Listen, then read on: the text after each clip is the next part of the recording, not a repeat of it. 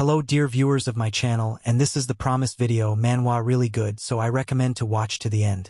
Before I start, I want to thank the sponsors of the channel, as well as the guys who write comments under the video. I wish everyone a pleasant viewing. From the house came horrifying screams. It turned out it was a man who tried to protect his wife, and begged to give him another month to pay the debt. The criminal stood over the man with an iron, saying that if the man dared to borrow money, he must pay it back even if he had to sell his organs. The perpetrator approached the man at a great speed with the intention of damaging his face with the iron, saying that he should feel the pain of the person from whom he borrowed the money. While the man's wife was furiously typing something on her phone, she also didn't look so good. The criminal instantly turned his attention to the woman, then immediately yanked the phone from her hands. He assumed that the woman had dared to go to the police, saying that it was useless, but the contents of the phone surprised him a bit. It turned out that the girl was trying to tell her son not to come home. A crazy smile appeared on the criminal's face, because now he could just bully their son, which would be much more effective. The parents started to pull out and beg the man not to do that, while the criminal ordered the couple to shut up, and then the guys started to tie them up, under the words of the criminal that they could not frighten the victim. There was a sound from the door, and a man began to smile even wider. It turned out to be a schoolboy, namely the main character who was standing at the door. The guy was very gloomy. It was not clear what was in his head. The doors to the house began to open slowly. The woman tried with all her might to say at least a word that her son would not come in, but the guy continued to open the door. After that, he found himself, as it seemed at first glance, empty house, although in fact a huge number of bandits were hiding from his sight. The protagonist began to take off his shoes, notifying his parents that he was home, and then began to move towards the room, as suddenly a man jumped out of the corner, who prepared to strike with a bat.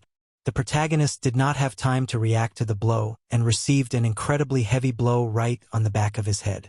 The boy's mother was crying as her poor child just got hit, while the protagonist himself suddenly did not lose consciousness and grabbed the shoulder of the attacker, then struck a blow of incredible force. It seemed that with this blow he simply destroyed the face of his opponent. The others could only watch helplessly as the carcass of their ally fell to the ground with a thud. The guy's face was simply destroyed by a single blow from the protagonist.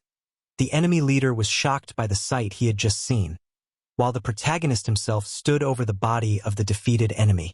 The bandits instantly launched a furious attack towards the schoolboy, but the guy moved between them at an incredible speed, preparing to attack, and then struck a blow directly at the bald man's body, causing the bandit's ribs to break immediately. The enemy could only spit helplessly from the pain he was feeling, while the protagonist made another attack in the same area, causing the man's ribs to finally break, and he wailed from the pain he was feeling at that very moment. Right above the protagonist was seen the leg of one of the opponents, and the guy deftly grabbed it when it has not yet had time to hit, and then instantly attacked with his foot, from which the leg of the enemy was immediately broken. One of the enemies was able to get to the guy's back, preparing to finish him off with a chair. This time the schoolboy was unable to repel the attacks, and received a direct hit right on the back of the head, but he did not faint, and looked with an eerie look in the direction of the attacker. The man stood in a stupor, unable to believe his own eyes, and a moment later he was launched at a tremendous speed into the wall next to their leader.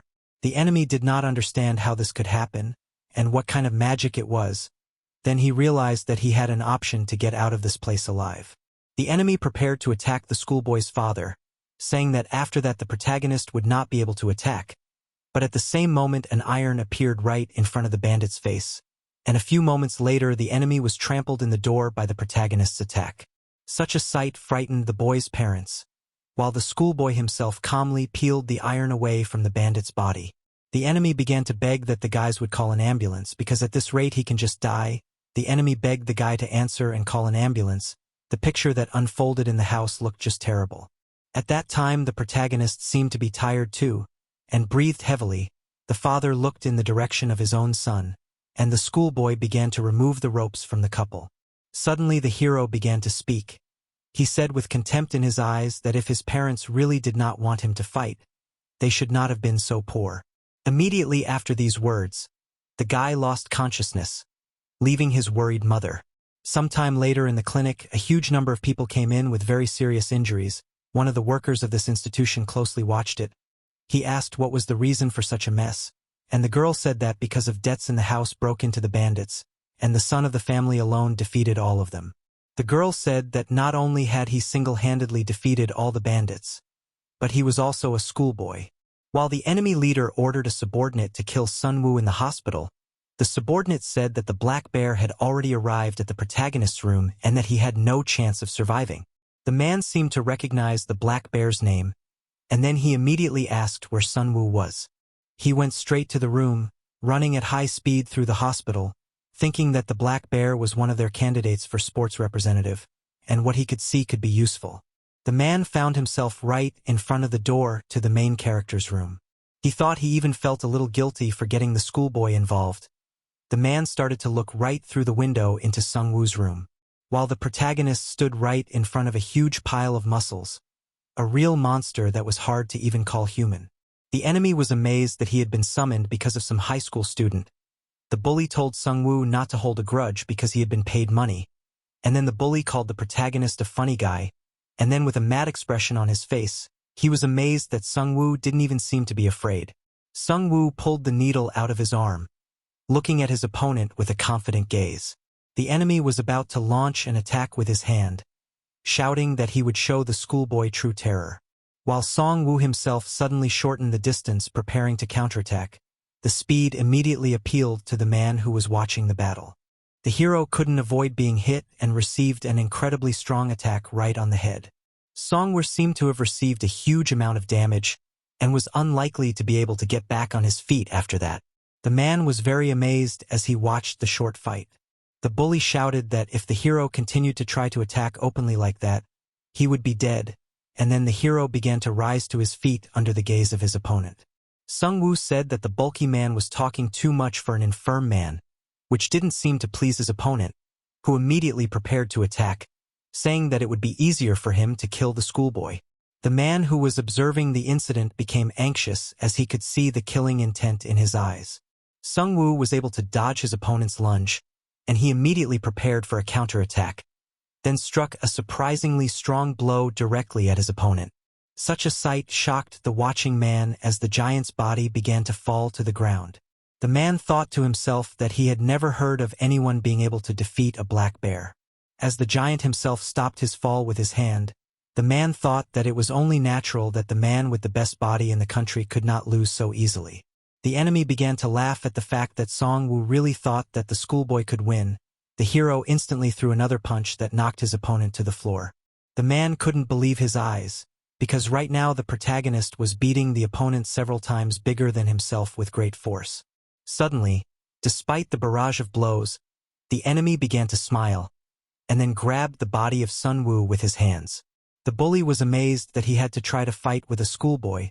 The man watching the battle realized that there would be a point of no return and he had to intervene, because this technique was called bone breaking. The enemy began to squeeze the body of the protagonist. The enemy began to laugh hysterically, saying that it is just wonderful. The man tried to intervene in the battle and stop the bear, but the enemy was already unstoppable and he began to break the protagonist with all his might. The man's face was frozen in confusion. He looked at the guys who were lying on the ground. The bully himself could not understand what was happening because he had just put all his strength, and Sung-woo himself began to rise holding on to the shoulders of the bully. The enemy didn't understand how the bones of the protagonist could remain intact after his attack. The enemy was determined to destroy the schoolboy and began to clench his strong arms again. Sung-woo was pulling away from the bully with all his might. The enemy didn't understand why the schoolboy's bones weren't breaking. Sung-woo gave an incredibly strong blow to his head. The enemy felt the blow and thought that his bones seemed to be made of steel. The protagonist continued to strike his head directly at the enemy. The enemy's face looked terrible after only 2 attacks, but Sung-woo continued to strike his head without even thinking of stopping. A man intervened and asked the guy to stop, because his opponent had already lost his consciousness. He approached Sung-woo, who was breathing heavily after the fight. The man said that if the guy's problem worsened, it would be much harder to solve. The man called and asked for medical help to be sent to the room because there was a patient in critical condition. Sung-woo asked who the man was, assuming that he was with the bully. The man immediately corrected the protagonist, saying that the situation was more of the opposite, and then the man said that he wanted to side with the protagonist. Sung-woo didn't understand the man's nonsense as the medics in strange suits rushed into the room. They scrutinized the thug's destroyed face, and then one of them said that they would handle it. The man asked if they could make the bear remain unconscious for a while. The men began to take away the giant's body, while Sung asked who the man was. He introduced himself as a man who could give the guy what he needed and held out his card. The protagonist took the red-colored card, and the man said that the guy would only have to fight for the man he was working for. The protagonist squeezed the business card and ordered the man to get as far away as possible. Sun threw the business card in the trash, saying that he would never make money from something like that. The protagonist started to walk away, saying that he wasn't going to cause himself any more problems. The man looked silently in the direction of the departing schoolboy. He said with a creepy look that thoughts are such a thing that can change at any moment. A while later, in the men's room, Sung-woo was washing his face in front of the mirror, thinking that no matter how difficult the situation in his life was, he wanted to fulfill his mother's wish that he would never fight. The father went inside the restroom and asked what his son was doing. Without showing any emotion, the father wondered where Sun was going. The protagonist did not understand what he was talking about, and then with an angry look on his face, he asked the man who made him look like that. The dream started screaming that his father was a wrestling champion and that there was a robot, but he ended up going into debt. Sleep started yelling about how it must be hard for a champion to fight for his family. And then the hero said that no pride was more important than his mother's health. The man didn't answer the questions and started to leave, saying that his son should stay in the hospital and not go anywhere. The dream thought about how much he hated his own father. Suddenly his head began to shake and he fell to the floor, thinking that it was because he did not get enough sleep. The dream also suggested that it might have been because he saw his father so hateful to him. He thought about how his father always came traumatized, earning money far less than they needed for their expenses, also bowing down to other parents because of Sun's sororities. The protagonist, remembering the image of his father, thought about how he didn't want to give the feeling of his father coping with his role.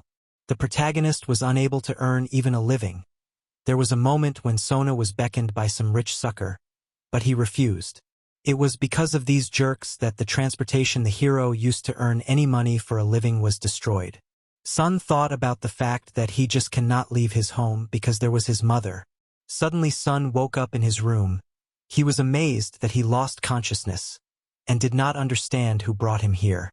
The protagonist immediately looked at his phone, wondering how long he had been asleep, and noticed a message from his father, who said it was time to reveal the truth to his son. The protagonist was angry that his father dared to hide something else.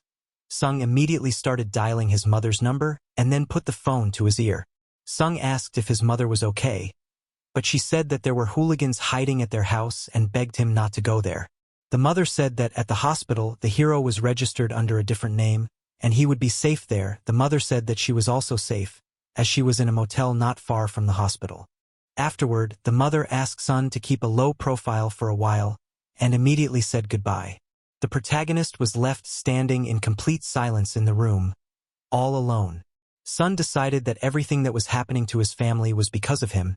He immediately rushed to the exit, thinking that he needed to find his mother as soon as possible, but he was interrupted by a call from his father, after which Sun picked up the phone, but on the other side sounded an unfamiliar voice. Sun asked who the person calling him was, and the protagonist was told that his father had fallen from a height and lost consciousness. The father of the protagonist looked just terrible. His colleagues tried to rehabilitate his heart, that he would not die. A while later in the intensive care unit, Sun stood over the bandaged body of his own father. The protagonist looked at this body, which was being supported by artificial respiration. Some time ago, the doctor had told the protagonist that the operation on his father's body would cost over 100 million, and that the rehabilitation was not cheap either. Sun's face was frozen in horror and pain at what was happening. The guy leaned against the wall without stopping to shed tears. He bowed his head, not understanding what to do in the end. He continued to stay in this position without a single thought of how to fix this situation and get money. Suddenly an idea arose in his mind. An image of him throwing away that strange man's business card instantly appeared in his mind. He remembered that it should have been in the trash can. Sleep instantly started running to the very room where he had thrown the business card away. Meanwhile, the sun was setting outside. The hero arrived at the right ward, then opened the door and saw the trash can in front of him. Sleep rushed to it, after which he immediately began to examine what was inside. But so it was empty. Sleep was in despair, as the last hope that could save his family's situation had just collapsed. The boy was crying and apologizing for the fact that he ended up not being able to do anything. He crouched on the floor screaming that he would rather he as such a bad son had died. Suddenly, a man burst into the room, who held out a business card and asked if this was the thing the guy was looking for. He wanted to know if Sun had changed his mind about the offer. The protagonist simply asked how much money he would be given.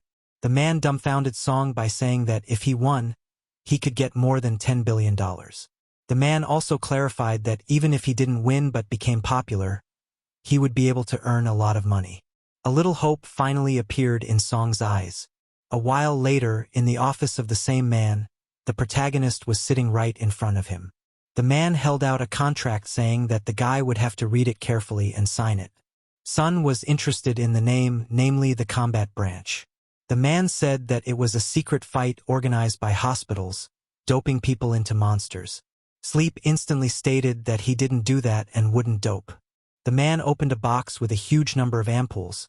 The man began to say that it was not just an ordinary drug. Its power could give incredible power even to an old man on the verge of death. The man also said that in the end it was just a choice, not a forced action.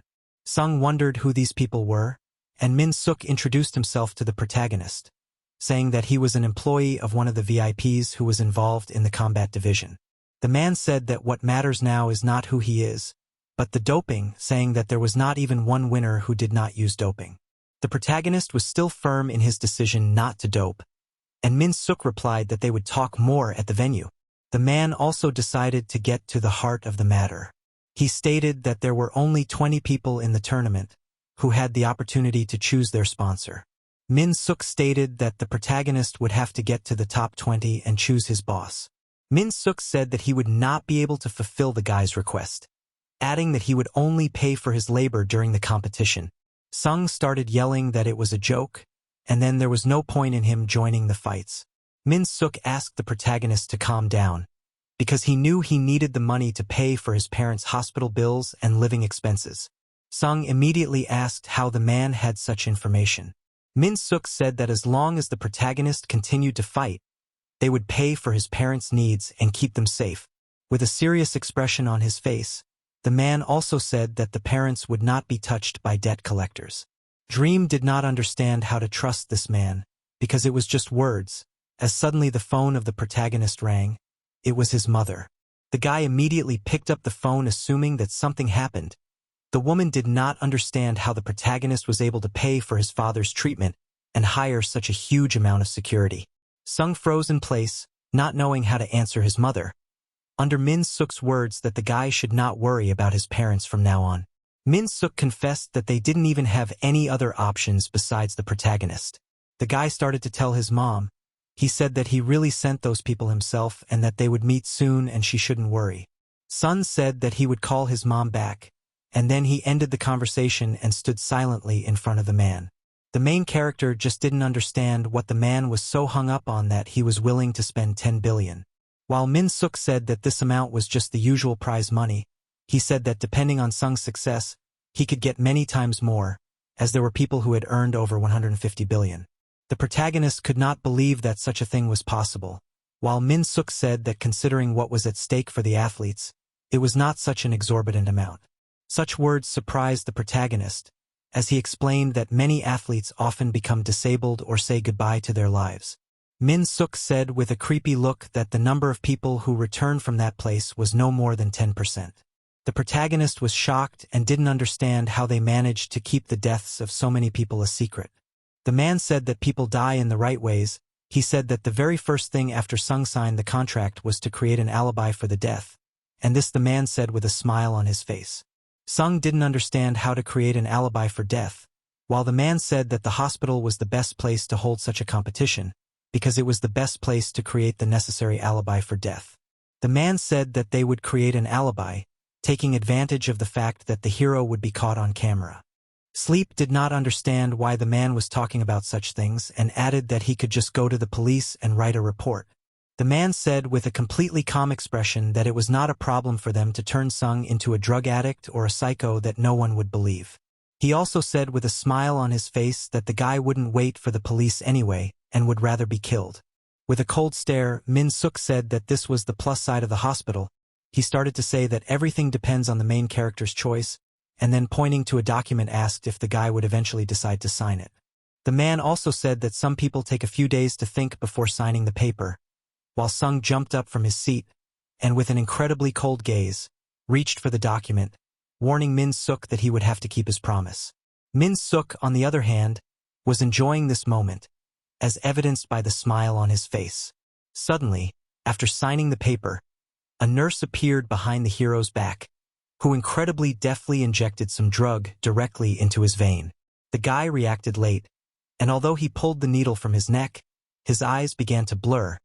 They began to close under Min-suk's words that it was just anesthesia to move the hero to the place of competition. The last thing the protagonist saw was a man saying that they would take care of the guy's parents only as long as he was a contestant.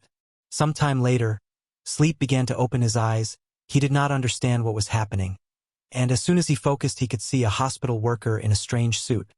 Suddenly the guy noticed that he was in a very strange place. Dream asked where he was, but the employee said that the schoolboy would soon find out where he was, and the employee added that it was at that moment that the boy realized what a hell this cursed place was. A while later at the Hashin Group building, Min-suk stood in front of director Cha-young, who said that even though he was able to catch the black bear, he had questions. He just didn't understand if there was any point in using some high school student as a fighter. Min-suk understood that the principal was worried that his older brother would laugh at the decision, and Cha-young was angry, saying that if the man understood, why would he do such a thing? The man said that if the director really wanted his brother to take part in the bet, then the more ridiculous their fighter looked the better. Cha-young assumed that the man was confident that the schoolboy would be able to confuse their enemy, so he started talking about how they had examined the main character's body and then said with a crazy look that what they had found out was simply incomprehensible. Cha-young was interested in this information and asked what was unusual. While the protagonist saw the man in front of him preparing to strike, when he came to his senses, his opponent's foot was right in front of his face. The employee ordered the man to stop and step back, whereupon he did so saying it was just a joke. Some drones started checking the player, namely Sun. The protagonist didn't realize where he was and what kind of uniform he was wearing on his body. The drone announced that the first test of the guys was about to begin. It turns out that the essence of the first test was to select 200 fighters who will rise to the arena, and the condition was to pass doping tests. Doping gave a significant increase in one of the characteristics of a person. The robot also announced that the VIPs watching the event could now place bets. The man instantly grabbed a syringe of doping with a smile on his face, while the protagonist looked at the thing with contempt, thinking that he would not use something like that. Suddenly, Sun heard screams that immediately snapped him out of his thoughts. It was his opponent who injected himself with doping, after which his body instantly began to transform. For a while the opponent's face looked like a demonic face and he was happy that he received doping for strength. Sleep did not realize what had just happened, while the opponent was already in front of him at a great speed ready to strike. The protagonist managed to dodge the sudden attack at the last moment. He didn't understand what kind of monster this guy was, while his opponent had completely changed and was smiling in anticipation of victory. The protagonist did not understand how a skinny guy in an instant could become so strong. The robot closely watched the guy, who was happy that he was lucky to get doping for strength. He began to tell that he was sorry that he could not get out of this place because if he could, he would have destroyed all his enemies. A moment later, the enemy disappeared from sight and incredibly quickly appeared right in front of the protagonist.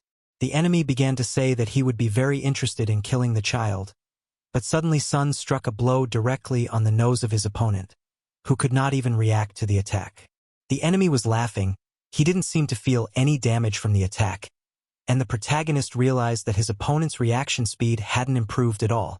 Sun was about to shorten the distance between them, but the enemy was ahead of him and was right in front of him ready to deliver a devastating blow. This time Sun was unable to dodge and took the blow with his head. the protagonist began to realize that he could not deal with such a monster. Sun prepared to attack with his foot, while the enemy continued to smile and delivered another incredibly strong blow directly at the schoolboy's body. Sun started coughing up blood in midair, where his opponent picked him up by his leg and prepared to throw him down, shouting that he didn't even need to see Sun's movements to win. The enemy slammed the body of the protagonist against the concrete floor with all his might, causing it to crack. Sun looked completely unwell, while his opponent laughed hysterically, saying that he would turn the guy into mashed potatoes. The enemy got ready to jump. Then he jumped with so much force that the floor began to shatter. The enemy was right above Song's body, who seemed unable to move his body. The enemy shouted that he was simply invincible. The enemy struck a crushing blow directly at the body of the unconscious protagonist. The force of the blow was simply monstrous. The floor could not withstand such loads. The enemy smiled, saying that he would not leave a single bone in the body of the protagonist. His leg was under such a position that Sun's chest should have turned into ashes. Going back in time when the man spoke Ichika Rio, he wanted to tell him something unfathomable, which instantly piqued the director's interest. It turned out that the main character was exactly 10 times stronger than a normal person. He also stated with a smile on his face that Song's bone density was simply inhuman. In the present, Sun was able to grab his opponent's leg, which shocked the enemy, who was completely sure that he had killed the guy with this blow. Sun tried to strike with his leg from a lying position, but the thug was able to dodge at the last moment. The enemy instantly tried to catch the protagonist's leg, but he was able to avoid it and began to twist, because of which Sun managed to shorten the distance with this monster. The enemy did not understand how the schoolboy could demonstrate such an incredible level of strength even without doping. The opponent was well aware that his body was not yet accustomed enough to the doping. Sun at this point noticed that the opponent became clearly slower and endurance doping did not add. The protagonist began his approach with the idea that he needed to hit him in the face quickly. The enemy noticed that Sun was shortening the distance, and then prepared to attack, thinking that this would end the battle. Sun was able to dodge his opponent's straightforward attack, and then delivered an incredibly fast punch directly at his enemy's face. The man tried to attack Sun's body with his arm, but the protagonist was able to avoid this attack as well, and then struck him directly in the face. The enemy staggered after a few hits, and as the hero continued to approach, Sun began to deliver a series of crisp punches directly at his opponent's face, who seemed to lose his consciousness and began to fall to the ground. The protagonist was happy that the enemy had lost consciousness and prepared to finish the battle, but suddenly the enemy tricked Sun and grabbed him by both hands. The enemy started shouting that the hero was too excited to determine a simple lie, while Sun said that the enemy should not think that he managed to catch him. Then the protagonist started talking about a kangaroo that holds both hands before striking. A moment later, the protagonist's foot appeared right in front of the enemy's face, and it turned out that Sun had thrown an incredible punch that had tremendous killing power. The enemy's face turned into mincemeat, and his body fell to the ground with a rumble. The enemy just could not get up on his feet after such damage. He did not understand what was happening to his body. He began to shout that it is simply impossible because the schoolboy did not even take doping. Suddenly the enemy turned his attention to something interesting. It turned out that it was an injection of dope. He thought that one was not enough to win. Then he grabbed the dope. At that time the protagonist began to run towards the enemy, thinking that it is necessary to prevent this process. Sun found himself right over the body of his opponent, who with a mad look injected himself with the contents of the injection. The robot said that the endurance doping had been successfully applied, and the enemy jumped with great force, causing the protagonist to get hit. Sun's consciousness seemed to be blurred from the blow he received, while his enemy grabbed Sun's shoulders with his powerful hands. The enemy held the schoolboy above his head, preparing to finish him off. The enemy threw the exhausted body of the protagonist right against the concrete floor. Sun started coughing up his own blood while the drone closely monitored his condition. The enemy ordered the drone to leave, for he was going to continue beating the protagonist. The enemy rapidly approached the body of the schoolboy, then grabbed him by the neck, intending to kill the protagonist. The enemy smiled as he felt the guy losing the ability to breathe. The main character's eyes began to lose life. He thought of his father. A moment later, blood spurted from that very spot. 2 bodies were lying on the ice-cold floor. The drone carefully recorded what was happening, and then announced that the fight was over due to the death of one of the players. Chaeyoung asked how the man died, and the man said that it was due to a doping overdose, then explained that after 2 dopings used at once, the chance of survival was only 0.5%. He explained how the protagonist's opponent had originally gotten the strength doping, after which he went to the endurance doping that originally belonged to the Schoolboy. It was in this way that Sung's opponent was defeated. Chaeyoung said that the Schoolboy was just lucky because of his opponent's stupidity. The man, on the other hand, claimed that it was definitely not luck, and the Schoolboy was only able to win because of his body. Chaeyoung said that the protagonist had only strong bones, reminding the man that there were some incredibly scary monsters in this place. The doctor started talking about how doping could strengthen many things such as muscles, organs, and hormones. The man said that only one thing could not be strengthened with doping, and that was bones. Chaeyoung decided to watch the student and asked when his next fight would be. The man said that the Schoolboy was able to pass the entrance test, then explained that afterward, the protagonist would be sent to meet other monsters. While the protagonist himself looked disgusting, suddenly, although not much time had passed, the guy was sitting near the recovery capsule. It seemed that all his wounds had healed. The protagonist recalled the events of that battle, worrying that the enemy died because of him. But the guy quickly calmed down, remembering the moment when he almost died at the hands of the enemy. The image of his father, who is in critical condition, instantly made the protagonist angry and be motivated to win in this place. The camera followed Sun's actions closely and then notified the protagonist that he should go to the lobby. One of the employees of the place explained that the strange drone was Sun's guide from now on, and he also told him that all drones have lethal weapons, recommending Sun not to do anything stupid. The protagonist followed the drone, which showed him the way, after which Sun found himself in a strange corridor. He did not understand what kind of place it was, but looking closely he assumed that it was some kind of underground cave. The guy followed the drone while thinking about how much he wanted to call his mother. Frowning, Sun thought that he would like to tell his mother about everything that happened to him. Then the protagonist began to look at his fist, realizing that before he was wrong to think that he was the only monster. Remembering the power that his opponent had, the protagonist realized that in the future he would be faced with monsters that were terrifying and seemingly invincible. The drone announced that they had arrived in the lobby, after which a huge door began to open, and Sun immediately headed inside this room. In front of him he saw a huge number of drones like him. The picture that unfolded before Song's eyes shocked him so much that he opened his mouth. One of the drones announced that all the drones had gathered, and then added that this was the moment when the game would begin with 124 participants. It was also announced to the people that everyone should gather in front of the monitors. The protagonist did not understand how in one place can be such a huge number of monsters, as well as the Schoolboy realized that all these people are different from his past opponent. Sun was going to keep in the shadows until the final battle to save his body. Suddenly one of the creepy men turned to Sun, amazed that in this place was a Schoolboy. The protagonist realized that at this rate he wouldn't be able to stay in the shadows because of his school uniform. The men discussed how the Schoolboy was lucky to get here, since his opponent had just died of an overdose. The man with a smile on his face said that the Schoolboy was probably just there for fun. He looked towards the protagonist, thinking about playing with Sung. The man stopped the guy, saying that someone else was interested in the Schoolboy, and then the protagonist heard a voice behind him.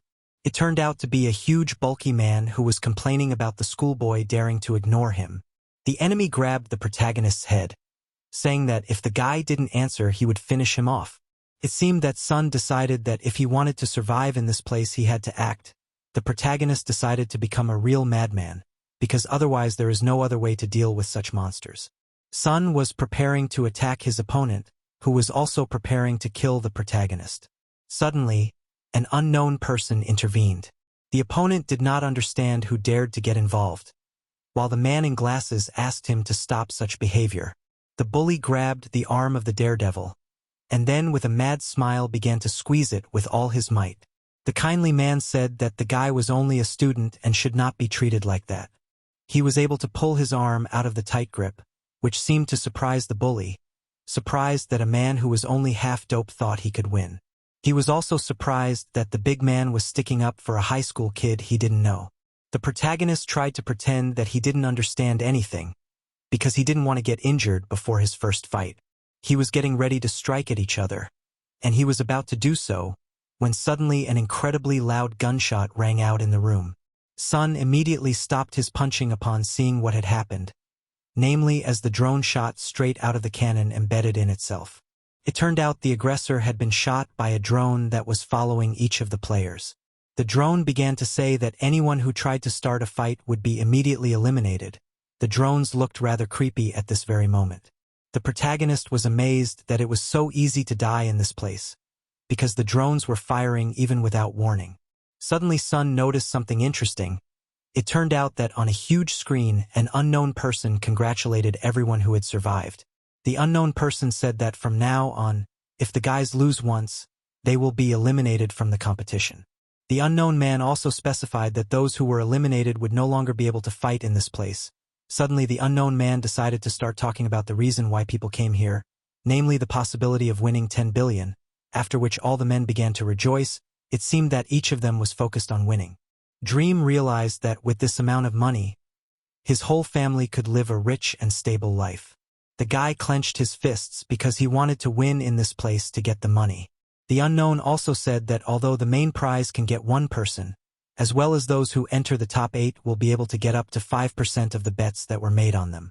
One of the men was going to take the money, he was confident. The unknown man revealed that each player had their own broadcast, thanks to a drone that followed them everywhere. Sleep turned his attention to the camera on the drone. It turned out that the VIPs could follow each player and bet on them. The unknown man said that the more attention the players got from the VIPs, the more money they could collect in the end. He also said that all the players would be given a room with 5 people in it, adding that the guides who flew around the players would answer all their questions. The men were well aware that if they went into the same room with the schoolboy they would get nothing. Sleep understood that even a room for him would be incredibly hard to find. Kindred put his arm around the protagonist, telling him not to worry. The bespectacled man said that he would protect Sung until the final battle began. The protagonist turned his attention to the injury the man had sustained while trying to protect him. Suddenly, the protagonist noticed a man walking by and assumed he was just imagining things. The kindly man said that there was a room they could get into without any problems. The protagonist didn't understand why he would go to the same room as the man who had caused his injuries. Dream thought that it would be very dangerous to go with that person, and then when asked by the bespectacled man, he said that he was following him. The others thought that the protagonist in this place would have the lowest ranking among the other players. The man was going to go to the room that was next door to the guys who would definitely become the top one, in order to at least shine a little light on them. They looked into one of the rooms saying that these big guys would definitely attract the attention of the rich. At that time the aura in that room was just crazy. The people inside looked more like titans than humans, they were just huge. The white-haired guy was also looking at that room. Then he went inside and closed the doors. The seemingly skinny guy went up to one of the thugs and said that he liked this place.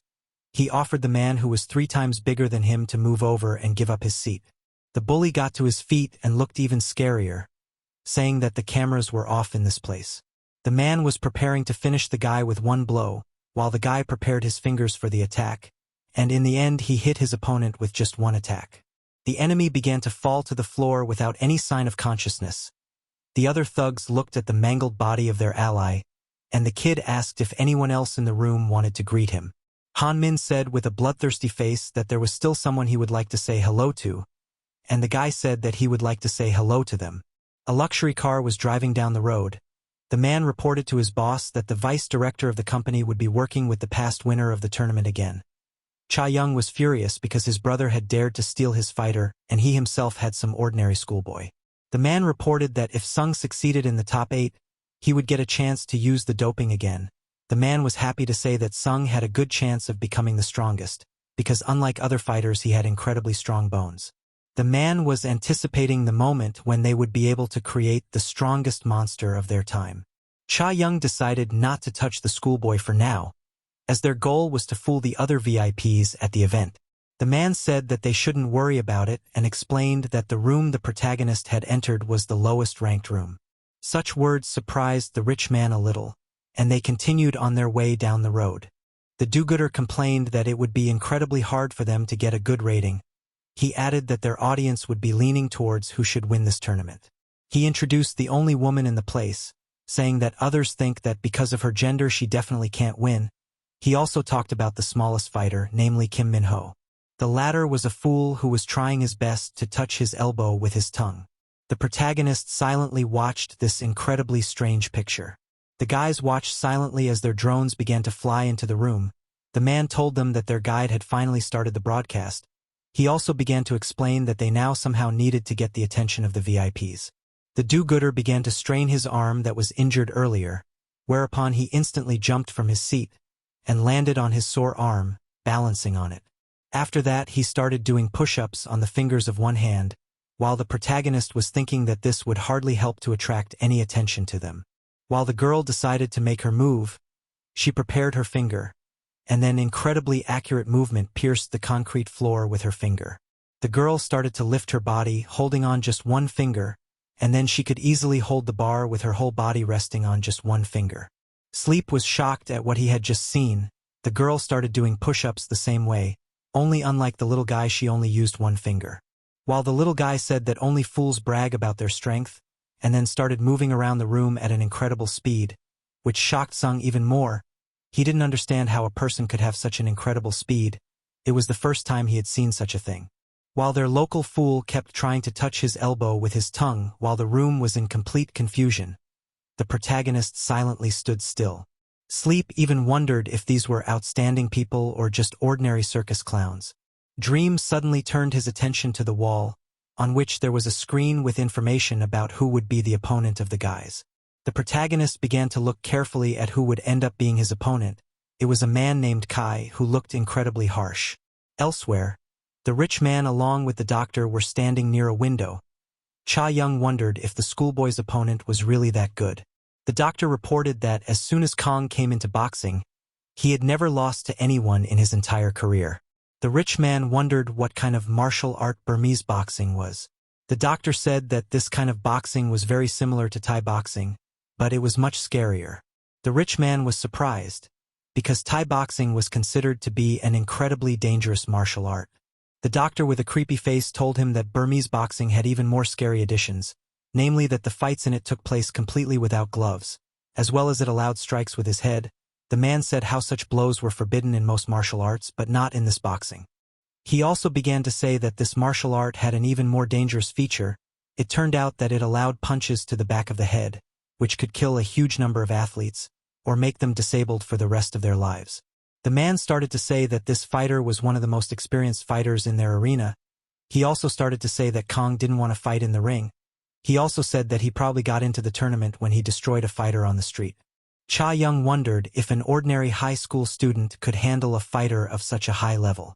The man, to the surprise of his boss, said he was curious to know the answer to that question.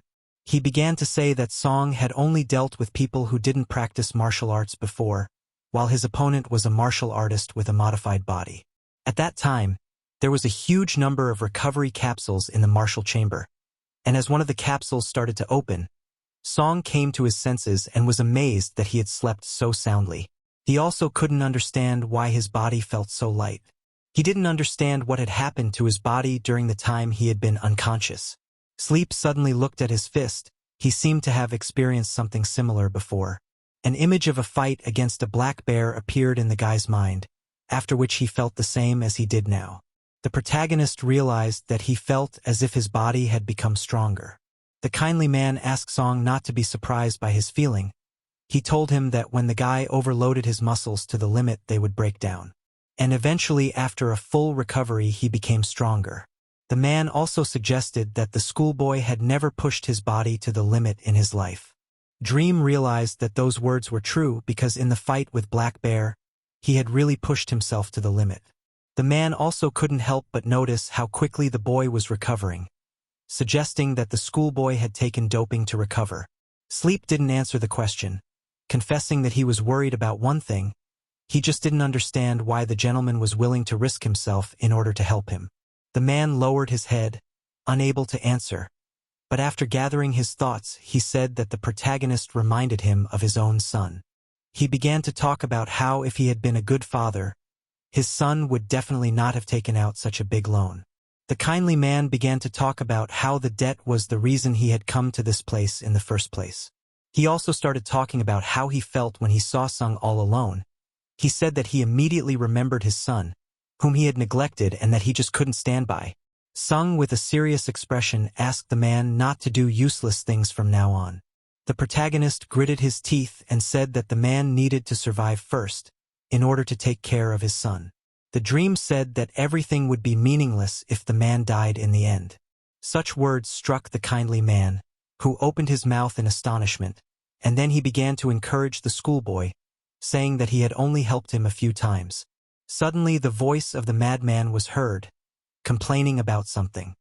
He was angry that he was the only one in the room who wouldn't make it to the main ring, and he started yelling that it was wrong to do that to a man who was able to touch his elbow with his tongue. The man suggested that the players who managed to gather some attention would fight in the main arena, while the others would fight in the first battle at the place where they took the entrance test. The man, fixing his glasses, said that at least they would be in the main arena, adding that their neighbor at that moment was much less fortunate. The kindly man also said that all of their opponents were real monsters who already had a huge number of spectators at this point. Sun began to say that it was even better for them. The man did not understand what the guy meant, while the protagonist said that it would be just a great opportunity to attract the attention of VIPs. The man was surprised at such a reaction from the schoolboy, assuming that he had just lost his mind. The madman entered the conversation with the words that the main ring was not only intended to get attention from the audience. The protagonist was scared and instinctively got into a fighting stance while the madman talked about the 16 men who ruled the world would arrive at the arena. The protagonist thought about the fact that his employer would also be arriving at that place, and thought about the fact that he would like to hear news about his mom. Sometime later evening came and the cars piled up near some hangar. Inside, the doctor stood with his boss looking at the burning flames. The rich man didn't understand what was going on, because they were supposed to come to the main ring, but ended up in some bum house. The doctor began to tell that only the organizers know about the place of the fights. The man also said that some unknown person had visited the main character's channel. The rich man was worried, because perhaps someone was secretly following the schoolboy. Suddenly a female voice was heard, saying that there was a misunderstanding. It turned out that the girl was the youngest daughter of the same family named Cha. Sung-yun said that she had only come to this place because she was interested in the schoolboy. The man was angry, yelling that the girl had been kicked out of the company a long time ago and that she shouldn't be in a place like this. The doctor assumed that the boss's sister was just interested in him, but the rich man started yelling that she wasn't his sister because she was from another woman. Sung-yun came down the stairs and talked about how she had to stay away from school to help with the company. She also thanked her brothers for letting her know about this place. The man continued to be angry and ordered his relative to leave the place. There was silence between the guys and they started to hear the sound of a drone. The drone approached them and then it said that it would guide the guests to the arena. The permission to remove the blindfold was heard. The girl did so and started to remove the blindfold. In front of her she saw an incredibly bright light. She didn't realize where exactly they were, while they had an incredibly beautiful view of the arena itself. The guard reported that they were in the VIP area, overlooking the main arena. Sung-yun was happy that she was finally able to go to this place. She said that she was in her brother's playground. At that time, Chaeyoung was sitting in a luxurious chair saying that the stadium was much bigger than he had imagined. The doctor reported that after one fight, the main character's team would fight.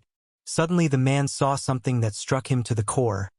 A young boy had instantly defeated his opponent, who was many times bigger than him.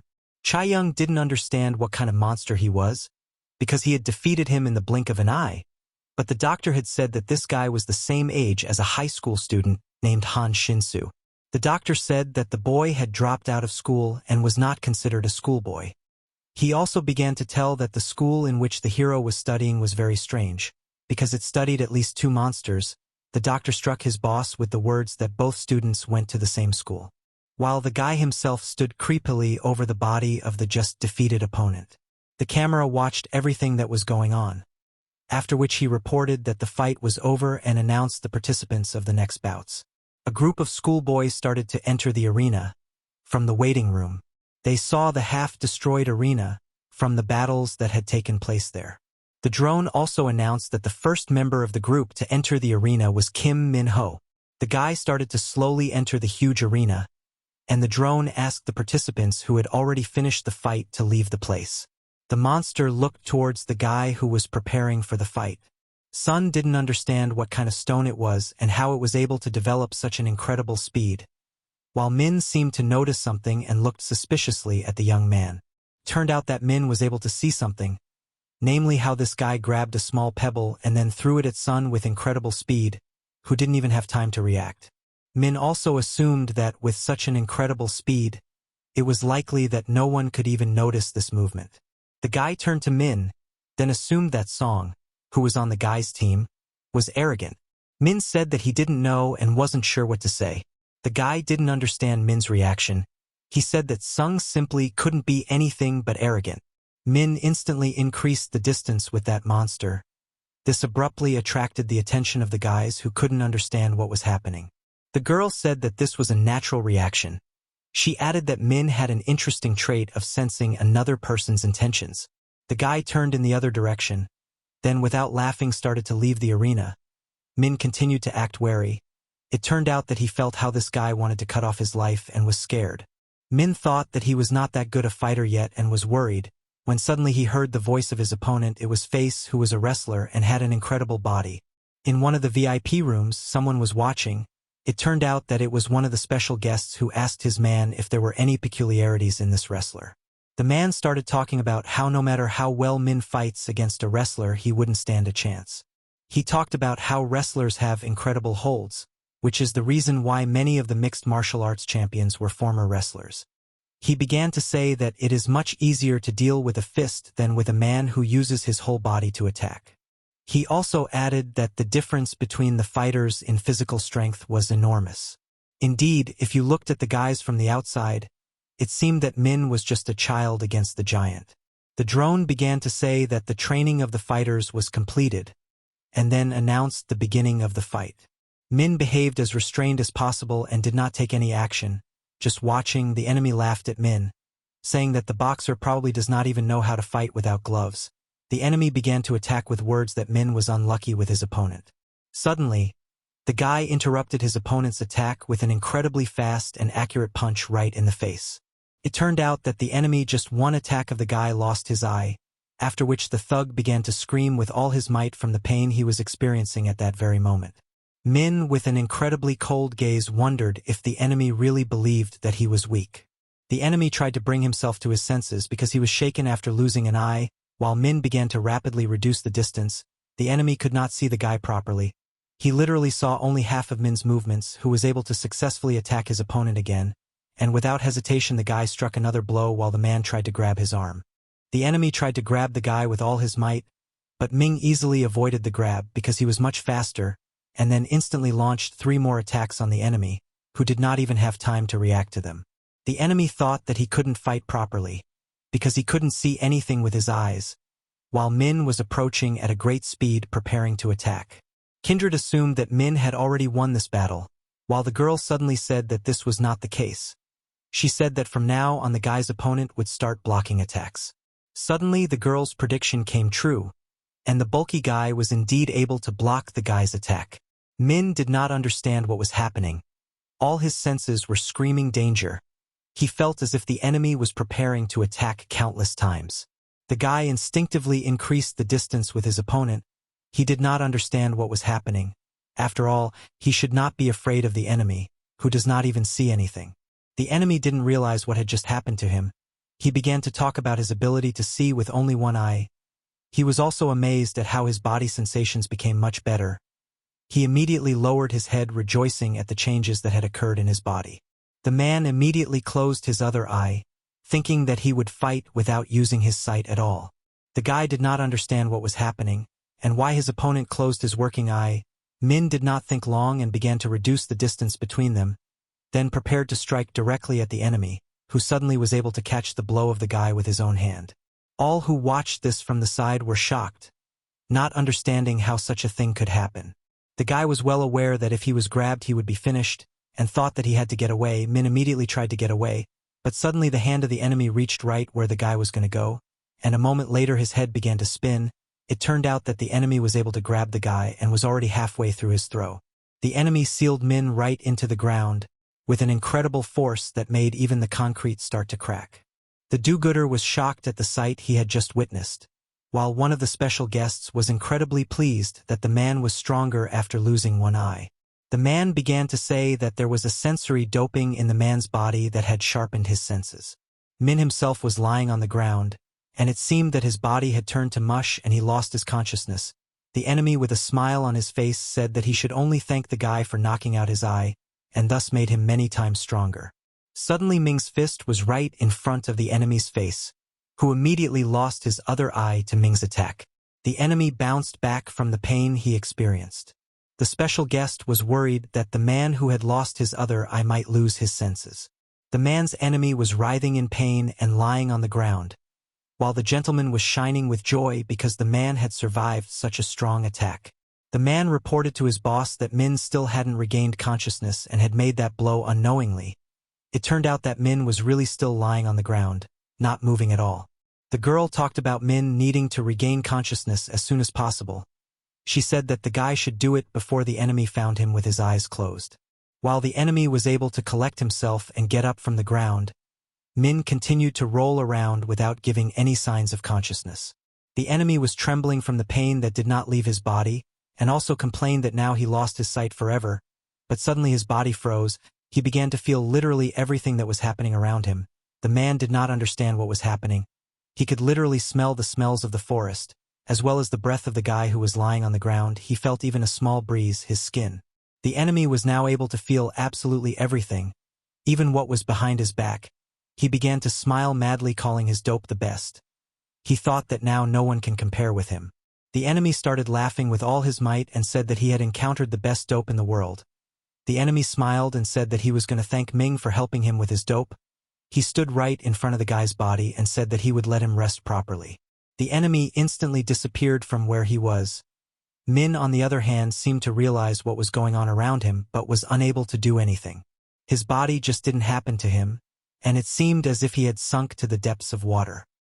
He thought of his Hyun, who was lying in his own blood, and yet Min had vowed the moment he saw this picture that he would find the culprit behind all of this by all means. In the past, a strange man said that the boxer would be able to find his brother's killer in this competition, and that was the reason why he became a participant in this tournament. The enemy was preparing to plunge Min into eternal sleep. Before the end of the guy's life was just milliseconds. Min did not understand what was happening. It seemed to him that his opponent moved incredibly slow, as if time around slowed down so much that almost stopped.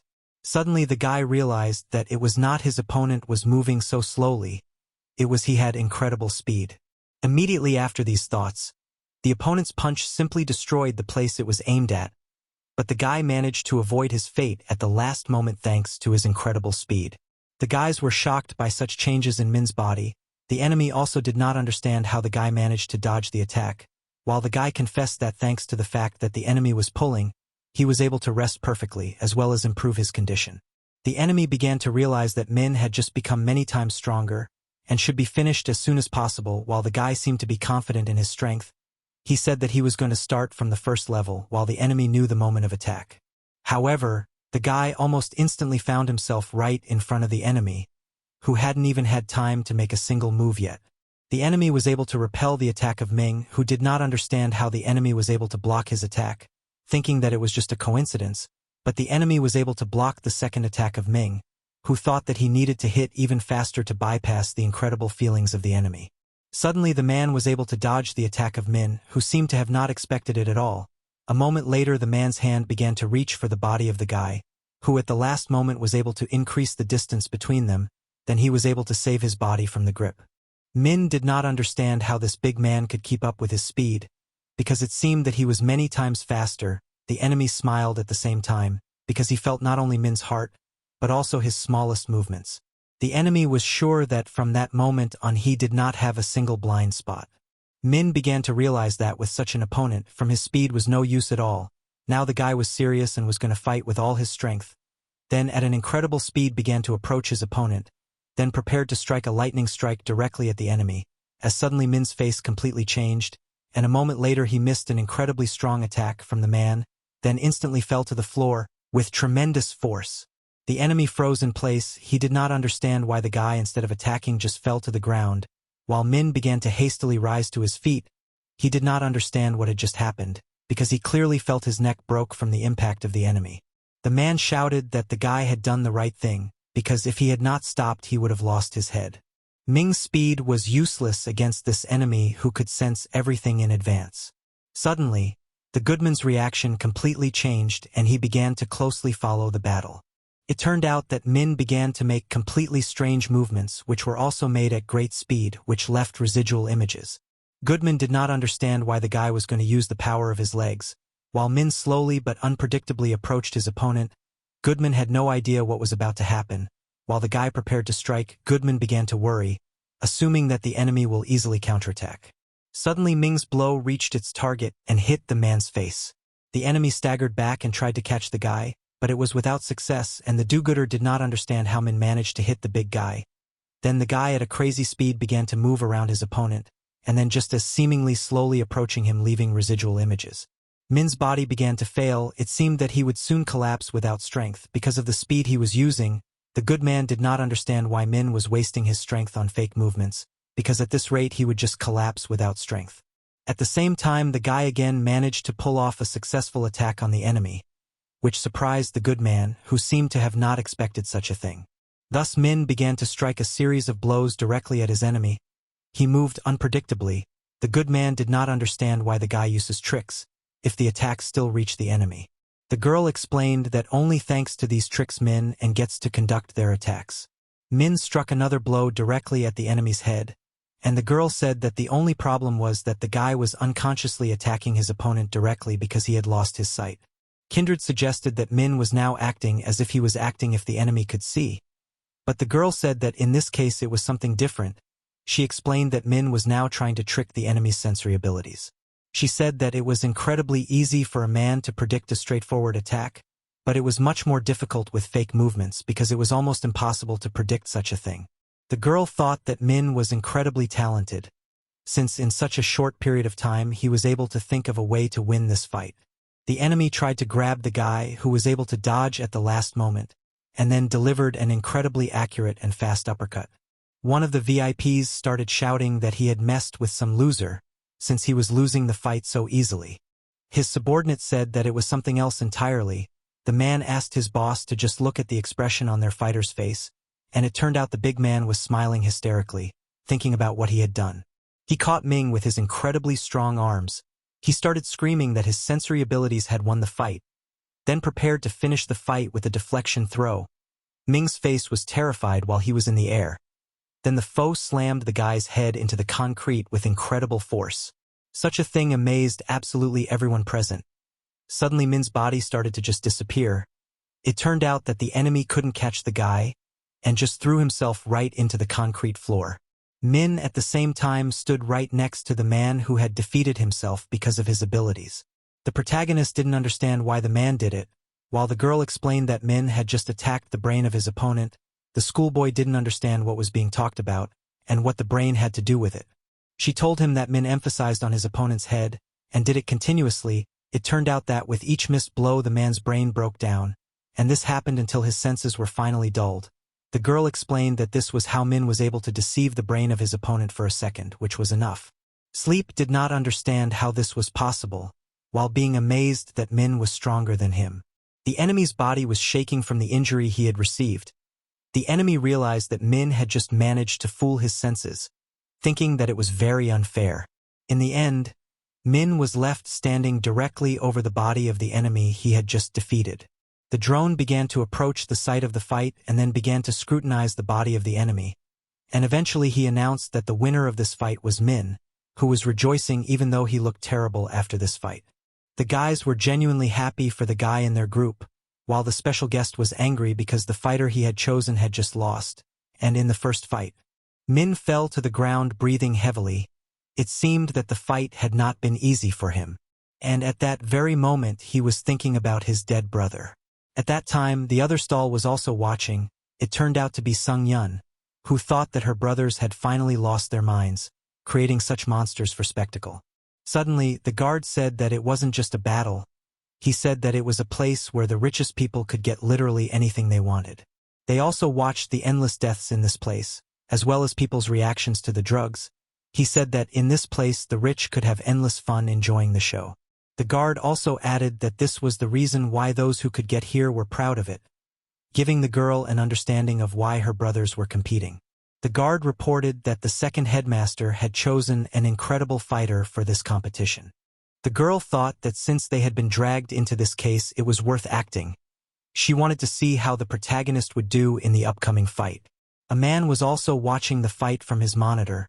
One of the workers turned to the director to report that all the important guests had arrived at the event. The director assumed that since all the guests had arrived, they could get good results. The doctor began to report that they had experienced the first reawakening of sensory doping, which had resulted in 20% fewer side effects. The doctor also reported that the regenerative effect they were trying so hard to achieve had not worked. He also began to say that the maximum effect of the doping would soon begin and they would be able to see the results. The doctor reported that because they had encountered such an effect, they would speed up the research. The director recalled the person with the skin-strengthening skill and wondered when they would be able to get the result. The doctor said that they would be able to get the result soon because Kai would be fighting in the main ring right now, while the man himself was sitting in the waiting room, looking very strong. The protagonist started to warm up his body as he was about to enter the arena. The good man asked Sun that if he felt that he was losing he should fall to the ground. The protagonist began to say that he would not let this happen. He seemed to be confident enough. Goody didn't understand why Sun wasn't worried. He looked incredibly calm. The schoolboy confessed that he wasn't afraid of the battle at all. But the do-gooder called him a real psycho. The drone began to approach the protagonist, then called him to go into the arena, and Sun began to move towards the door. The guy wondered exactly when he stopped feeling any fear. He had been in situations since he was a child that would make anyone think about his life. He was also well aware that there was a huge number of cases in which he should have died. As a child he was hit by a car, and he was just scared and cried a lot. But since that moment many years had passed, and regardless of the danger in which Sleep got into, he was absolutely calm and had no fear. Just as often Sleep would get pissed off by bandits for being completely unafraid. One of the bandits had once smashed a stick over a guy's head, and he still kept looking in his direction without even a shadow of fear. Such a thing naturally frightened other people, though the guy realized that there was a thing that frightened even him. He worried and feared for the safety of his own family. Looking at his incredibly formidable opponent, Sun realized that this was not the best type he could face in his first fight. Drones flew near the people who stood in front of each other. Cha Young wondered what kind of doping the protagonist's opponent had, and the doctor revealed that this was the first time he had seen an enhancement that strengthened the skin. The doctor said that the skin and muscles of this guy's previous opponent were just torn to shreds. The boss didn't understand why, when the skin was strengthened, the skin of others was torn. The doctor began to tell that the skin of the protagonist's opponent had become so rough and tough that it was destroying the skin of others with just a touch. In the previous fight, the man had torn the muscles of his opponent with a punch. The doctor started talking about the huge number of VIPs betting on this guy. The boss was thinking that they had made a mistake in choosing the schoolboy, because his opponent had turned out to be a real monster. The doctor looked at the bets and was not surprised that no one had bet on the schoolboy. But suddenly the doctor's face changed. It turned out that someone had bet 100 million on the main character. The boss was angry because someone had dared to bet on his fighter. While the girl sat in her seat and watched attentively, the guard asked if everything would be all right with the lady. She said that he who doesn't risk doesn't get anything, and to beat the brothers she had to act in a non-standard way. She said that they would see who could come out of this confrontation victorious in the end. The protagonist stood right in front of his opponent, a drone flying directly over their heads, and then he announced the start of the battle. Sun immediately took a fighting stance, thinking that he needed to win this battle by any means necessary, while his enemy just did not act. The schoolboy started to get angry because his opponent didn't even bother to prepare for the battle. The protagonist didn't understand what was going on and asked if Kai was going to fight. The enemy said that he was a warrior and not some bandit who could hit a child. The protagonist seemed angry at his enemy's words. The enemy began to approach the schoolboy, saying that he would only put 10% of his strength into his punch, and warned him not to even think about getting up after the attack. The enemy instantly attacked the protagonist with an incredibly strong leg kick right on his body. The rich man was shocked by the kick that the protagonist had just missed, while the schoolboy himself started coughing from the pain he had experienced. The important guest was out of his mind with anger, because Song was writhing in pain after missing only one blow, while the rich man was worried about the boy, because it was better for him not to fight with such a dangerous opponent. Min amazed his friends by saying that the protagonist's opponent didn't want to hurt him. He said that the schoolboy also realized that the enemy was only trying to stop him. The goodman couldn't believe that Kai had made that punch on purpose in order not to maim or kill the schoolboy. The boxer explained that it was done only because Kai was ashamed. He explained that fighting the schoolboy would be very bad for his reputation. Min said that for that reason alone, Kai told the protagonist to pretend. The enemy started talking about how Song did the wrong thing, because he should have just fainted instead of writhing in pain. The enemy began to talk about giving the schoolboy another chance to leave the arena without injury. Suddenly Sun interrupted his opponent. Wondering how much he was talking, he began to rise to his feet, mocking his opponent for only talking. The enemy stood silently for a while, not knowing what to say. He decided that he had struck too weakly and intended to show an impressive portion of his strength. The enemy prepared to kick with his foot, and a moment later his foot was right next to the face of Sun, who, to the surprise of his enemy, was able to block the kick with his own foot. This amazed everyone who was watching the fight, including his friends who were also watching the fight. The protagonist was preparing to attack his opponent, who started to get angry because he gave the guy a chance to leave the arena uninjured. The opponent tried to launch a counter-attack with his elbow, while the schoolboy managed to avoid the attack in a surprising way. The opponent did not understand how this guy managed to twist in such a way, and as a result, Sun's opponent was in a very bad position while the guy was preparing to attack. The schoolboy struck an incredibly strong blow right on the back of his opponent's head. Such astonished the Veep, who a little time earlier thought that the schoolboy is guaranteed to lose, and the girl who bet on the schoolboy smiled looking at the course of the battle. The enemy became even angrier, saying that he was giving the high school student a chance, but Song said that the enemy could keep talking as long as he wanted. And then Song said that a man who kneels down in front of a high school student has no right to vote. The protagonist with an arrogant expression said that he just couldn't hit an opponent who was so weak that he bowed down to him. The enemy finally decided to go all out and make Sung regret his decision. The enemy grabbed the schoolboy by his shoulders. The protagonist didn't understand why he couldn't move, while his opponent started smiling creepily and saying that he intended to use half of his strength. The enemy instantly delivered an incredibly strong blow with his head, directly at the schoolboy, who immediately began to lose consciousness because of the damage he received. The enemy was astonished that he also felt pain in his forehead, when suddenly Sun's foot was right in front of his opponent's face, but the enemy was able to avoid the damage at the last moment by leaning backwards. Sun was in the air, while the man lost his balance. The enemy couldn't believe that the schoolboy managed to survive the blow to his head, while the protagonist landed on the ground, but his body was a bit wobbly after the blow. The protagonist thought that the situation was not good, as his vision was unfocused, but Kang was not going to stand still and prepared to attack Song, who was unable to repel the attack, which tore his clothes to shreds. The good man was shocked that Song's clothes were torn by the enemy's blow, while Min said that this was not all and the worst was ahead. The enemy was preparing to strike with his foot, and then attacked Sung directly on his stomach, from which the guy immediately began to cough up blood. But his enemy did not think to stop and was preparing to finish the guy with an elbow strike directly on the back of his head. Goodyear was very worried about the main character because from a blow right on the back of the head he could just die.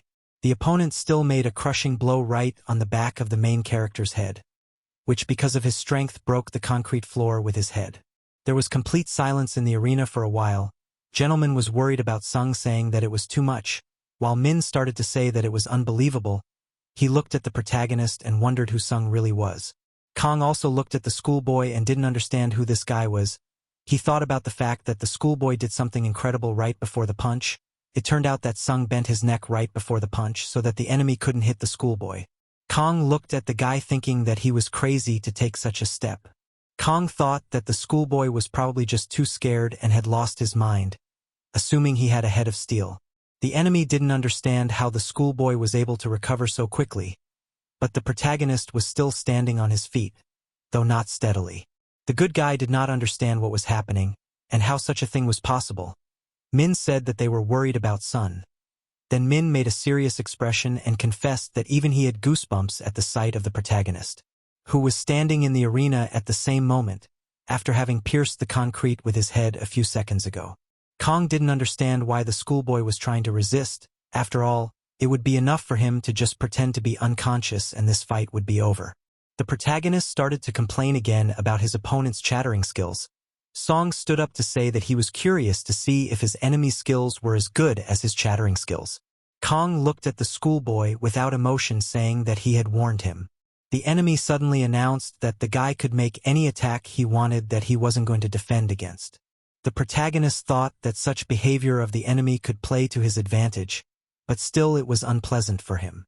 The enemy at the time thought that in his time he had given everything to become the greatest fighter. He had won in absolutely every ring in which he participated, but even so he had not achieved enough. He began to think that the real warriors were those who could survive a real fight for life. It was for this reason that Kang joined the underworld, where the strongest people who had been on the brink of life and death countless times were gathered. Even so, Kang was able to defeat everyone, and eventually become the greatest warrior of the underworld. In the present, Kang laughed in his mind at the fact that an ordinary schoolboy thinks he has a chance in this battle. Sung prepared to attack with his fist, to the words of his opponent that he had no chance of winning. The protagonist attacked his opponent's body with great force, and the guys opened their mouths at what they saw in the arena. The enemy didn't move, he didn't even make a sound after the schoolboy's blow. The enemy began to speak again before Sun. He began to remind him of his words that the schoolboy would never defeat him in his life. But suddenly the confident face of the enemy broke in an instant. Sun was preparing to make another blow, and then he attacked his opponent's stomach again, who seemed to be in terrible pain. Kang didn't understand how such a thing was possible or what kind of pain it was. The protagonist was preparing to finish off his opponent with a kick to the head, but the enemy did not fulfill his promise that he would not defend himself and block the kick, then prepared to immediately counterattack the schoolboy. Sun realized that he should not miss this blow and should dodge. The guy was able to increase the distance a little bit, but still missed the blow from his opponent. The protagonist was going to increase the distance even more, because it was very dangerous. Sun retreated some distance from his enemy. After that, they looked at each other silently for a while. The opponent interrupted the silence, asking how many more chances the schoolboy needed for him to realize his weakness. The protagonist began to smile after these words. The enemy didn't realize what funny thing he had just said. While Sun grabbed his clothes, then in one motion removed them, revealing his incredibly pumped-up body. The goody-goody was amazed at how naturally pumped up the main character's muscles looked. While the schoolboy reminded Ken that he had promised not to defend himself, the enemy immediately admitted that he couldn't fulfill his promise. And then he confessed that the schoolboy wasn't the easiest kid to deal with. Kang seemed like he was going to fight for all he was worth, as he said that it was Sun's choice.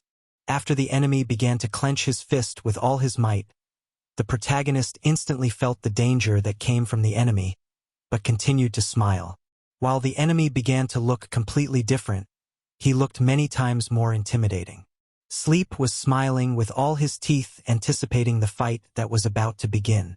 Goody didn't understand why the schoolboy was smiling, assuming that the guy had gone completely crazy. The girl said it was quite different, but Sleep was just in anticipation. He didn't understand how he could be in anticipation when he was up against such a monster. The girl said that the schoolboy thought that recognizing someone he thought was strong confirmed his own strength. Goody seemed not to understand such thoughts, while the girl confessed that she and the schoolboy were similar.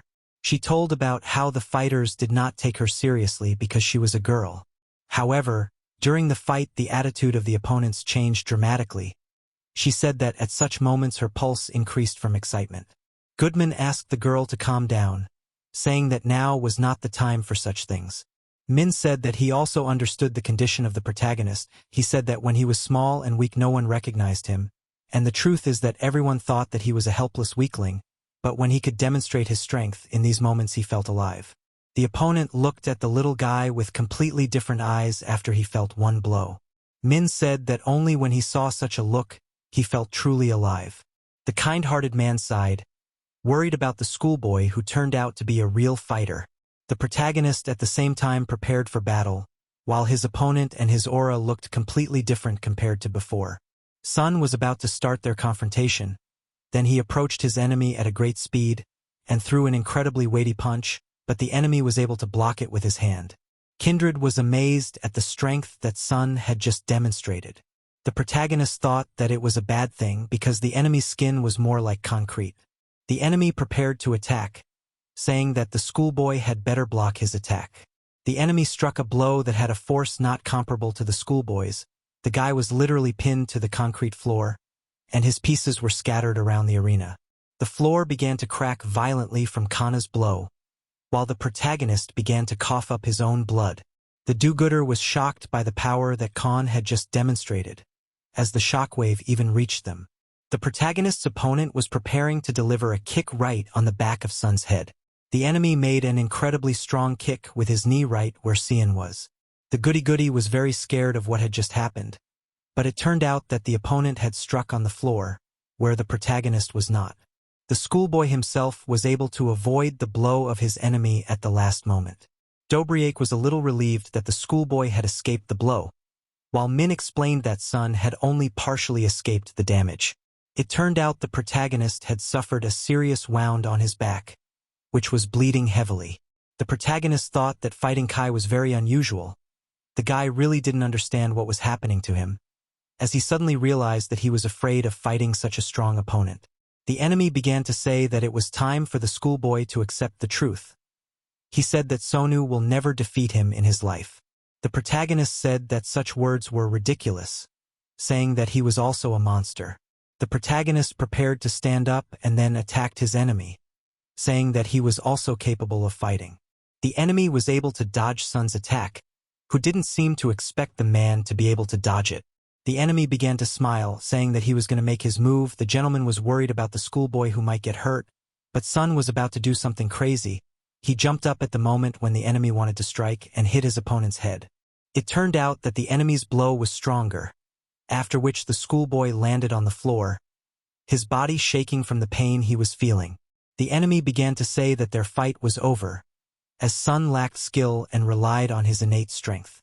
The protagonist began to smile, as he didn't even seem to be thinking about giving up. The enemy did not understand why the guy continues to laugh, and then he began to say that he will finish the battle himself if the schoolboy so much does not want to give up. The enemy began to look much scarier. It seemed he was preparing to do something dangerous. Suddenly, the enemy's face changed at the sight of what was happening to Sun. Sun began to rise to his feet, his body emitting a tremendous amount of strength. Goodman did not understand what was happening, because Sun's sweat and blood began to evaporate, which created a rather gruesome picture, and the expression on the schoolboy's face said that he was just about to start. Remembering the past, Sun thought about the fact that he never liked to fight because at such times he felt like a monster, but at this very moment the schoolboy smiled, thinking that he finally went crazy since he liked what was happening. The enemy was ready to attack. It was only a moment before the hero missed a kick. Suddenly Song began to feel completely different. He surprisingly was able to dodge the attack of his enemy. After that, the schoolboy grabbed his opponent's head. The enemy realized that Sun was too fast and he would not have time to do anything, and the schoolboy made an incredibly strong blow directly to his head. The enemy began to feel his coordination suffer, while Sun was preparing for the next attack, and then struck an incredibly strange but also strong blow with his feet on the enemy, who from such a print in the wall. The enemy did not understand how this could happen. Now the schoolboy did not even look like a man. Suddenly the fist of the protagonist was right in front of the face of the enemy, who did not have time to react in time and again received a crushing attack directly on his face. Although it seemed so only from the outside, the enemy was actually able to catch the guy's fist with his hand. But suddenly Sun pulled the enemy to himself with great force, and then struck a series of incredibly fast blows directly on the man's stomach. The protagonist was preparing to deliver a strong punch with his fist, and then attacked his enemy directly on his stomach. It seemed the force of the blow was simply incredible. The enemy felt pain that spread throughout his body. The enemy flew some distance away from the schoolboy. He didn't realize what kind of crazy growth in strength that Sun had just shown. While the protagonist didn't seem to be tired of his attacks at all and continued to advance, then attacked again, but this time the enemy was able to catch the fist flying at him and prepare for an instant counterattack. Suddenly, the schoolboy was able to avoid his opponent's blow, and then continued his series of punches, which the enemy was unable to block. Kang began to think that what had just happened was sheer madness, and it was simply impossible, while the hero's fist was once again in the face of the enemy, who missed another attack right on his face. The enemy at a great speed began to fly away from the place of collision. Such astonished all friends of Sun, who seemed not expected to see something like this in the performance of the schoolboy. The enemy was lying on the ground and did not move at all. Near the body of the enemy was a huge amount of blood. Goody thought that Kai could just die after losing such a huge amount of blood. The girl said that it was not the blood of the enemy of the protagonist. It turned out to be the blood of Sona, who made a huge number of blows on such a strong skin. The protagonist didn't realize what was happening to him. He was drunk. He felt as if every muscle in his body was torn right at that moment. The enemy began to rise to his feet. The rich girl didn't understand how Kai could stand on his feet after the damage he had received. The guard said that most likely Kai's skin served as armor against which Sun had shattered his fists.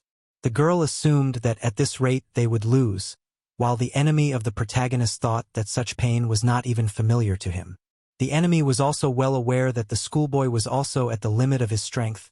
The enemy was just going to break the legs of the schoolboy, and that would end this shameful battle.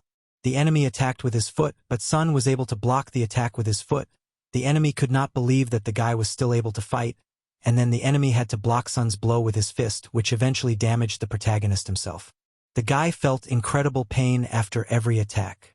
The enemy was preparing to attack the guy, thinking that he had to finish the battle. Between the guys started a real bloodbath. They were hitting a huge amount of blows directly at each other. The protagonist did not even feel whether he hit his opponent. Suddenly the consciousness of the schoolboy began to leave him. The enemy was amazed at how skillfully the schoolboy used attacks without letting his skin tear even more. Suddenly the enemy felt a strange pain in his fist. The enemy began to realize that the power began to leave his body and he needed to finish as soon as possible. The enemy was finally able to see the weakness in Sun's defense, and was going to put all his strength into the blow to win. The enemy was preparing to deliver a devastating blow with his foot, and then he successfully hit the protagonist's leg. Sun felt a terrible pain from the missed attack.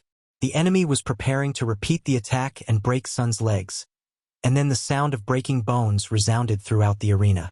It turned out that Sun had blocked the enemy's kick with his leg, after which the good man became very worried. The skin of the main character's leg was instantly torn by the enemy's kick. The good man was sure that the main character's leg was instantly broken, because there was an incredibly loud crunch. The protagonist fell to the ground, while his opponent continued to stand on his feet. The protagonist began to feel a terrible pain in his leg. He realized that at this rate he would not even be able to move from the place because all his muscles were torn. The enemy was preparing to deliver another devastating blow directly to the schoolboy. It seemed that the enemy was sure that this was the end of this battle. Goodyear was very worried about the protagonist because he could die if he missed this attack. Suddenly the enemy fell to the ground. His leg was broken. The enemy did not realize what happened and why he fell. Suddenly the enemy saw his leg that was broken.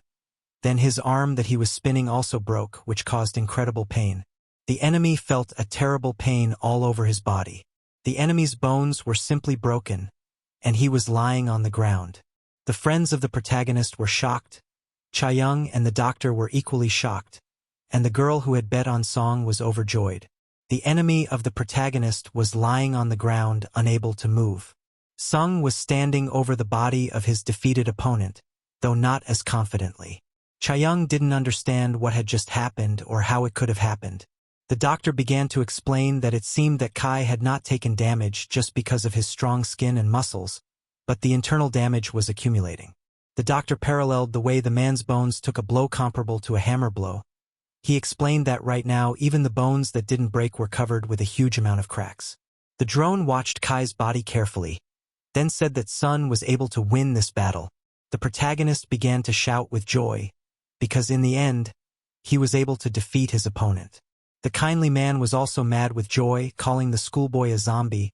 Even after being wounded like that, he was still standing on his feet.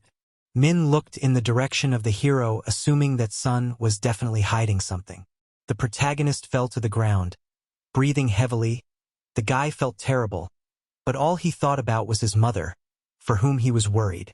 The principal was watching from his office. He couldn't believe that the schoolboy didn't use doping. The doctor reported that it was true, because they had watched the records and had been examined after the first fight. The director thought that they needed to find out more information about the main character. He said that for that they would have to find the parents of the schoolboy. At that time it was raining outside, and in the hospital the schoolboy's mother was sitting over the body of her husband, who was in a deplorable condition. Suddenly some person started to approach the woman. She assumed that it was time for her to go home, but suddenly her face changed seeing what kind of people they were. It turned out to be some thugs, which naturally frightened the woman. At that time in the arena where Sun was fighting, he was loaded on a wheelchair, and then the workers of the place began to take him away. The boy was breathing very hard and kept his eyes closed. While in the same room, Cha Young was saying that with such wounds, the schoolboy would have no chance with his next opponent. The doctor said that they would examine him and then they could decide, and then the doctor said that he was also planning to conduct a secret doping test, and the doctor started talking about how they would find out if Song would be able to pass the second round of doping.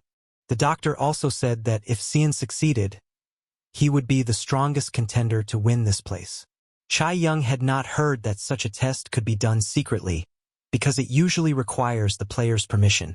The doctor said that he had a drug that would secretly test the schoolboy's body without him even noticing. Shanyan asked how they would handle it if the student couldn't pass the test, and the doctor said with a cold face that there would be no point in having the student present. At that time in the main character's recovery room, he was in his body recovery capsule. An unknown person approached with a syringe in his hand, after which he opened the capsule with the main character, who was unconscious at that moment. A while later, one of the VIPs was in his place. The doctor said that they only needed to win one match for the schoolboy to make it to the top 8. Chaeyoung clarified that the schoolboy would become the top 31 and the top 8 would be the guys who had the most money. Chaeyoung was worried that the schoolboy would not get the necessary amount of money. The doctor said that Song had managed to win 2 battles without even using doping. He also said that in the history of this place, no man had ever won a single battle without doping. He said that the fact that a high school student had managed to enter the top 62 without doping had already attracted a large number of VIPs. Chaeyoung was worried. He thought that if the high school student could not use doping, he would be useless, and added that they should start looking for a new fighter for themselves. The doctor started talking about how Song had definitely started to realize that he would need to use doping to fight the monsters that would be waiting for him in the future. Chaeyoung talked about how if Song is unable to dope, they should drop him no matter what the outcome of the next fight. The doctor said that they have already prepared everything they need to do, so that with one phone call, they can stop supporting Sun's parents. Chaeyoung said that in any case, the schoolboy wouldn't be able to find out anything, and the doctor said that it wouldn't be long before they were told the results of the doping test. The doctor confessed that such a test was a huge risk for him. Chaeyoung didn't understand why the man would take such a risk, not believing it was all for him. The doctor reminded the rich man that he wanted to become the head of his family. The doctor began to tell him that this place was a selection of the strongest and that he would do anything for this joy. The doctor said with a smile on his face that he was willing to do anything, even if it meant someone's death. Chaeyoung began to smile as he confessed that he actually liked the doctor's madness. Suddenly the door to their room began to open and a worker began to walk in holding something in his hands. The doctor immediately inquired about the main character's doping test, while the employee began to close the door behind him, confessing that the results were unexpected. The employee said with a cold stare that the boy's body didn't react at all. The doctor assumed that the boy's body couldn't handle the doping, and that was true. Chaeyoung immediately started yelling that they should erase all data about the student and stop supporting his parents.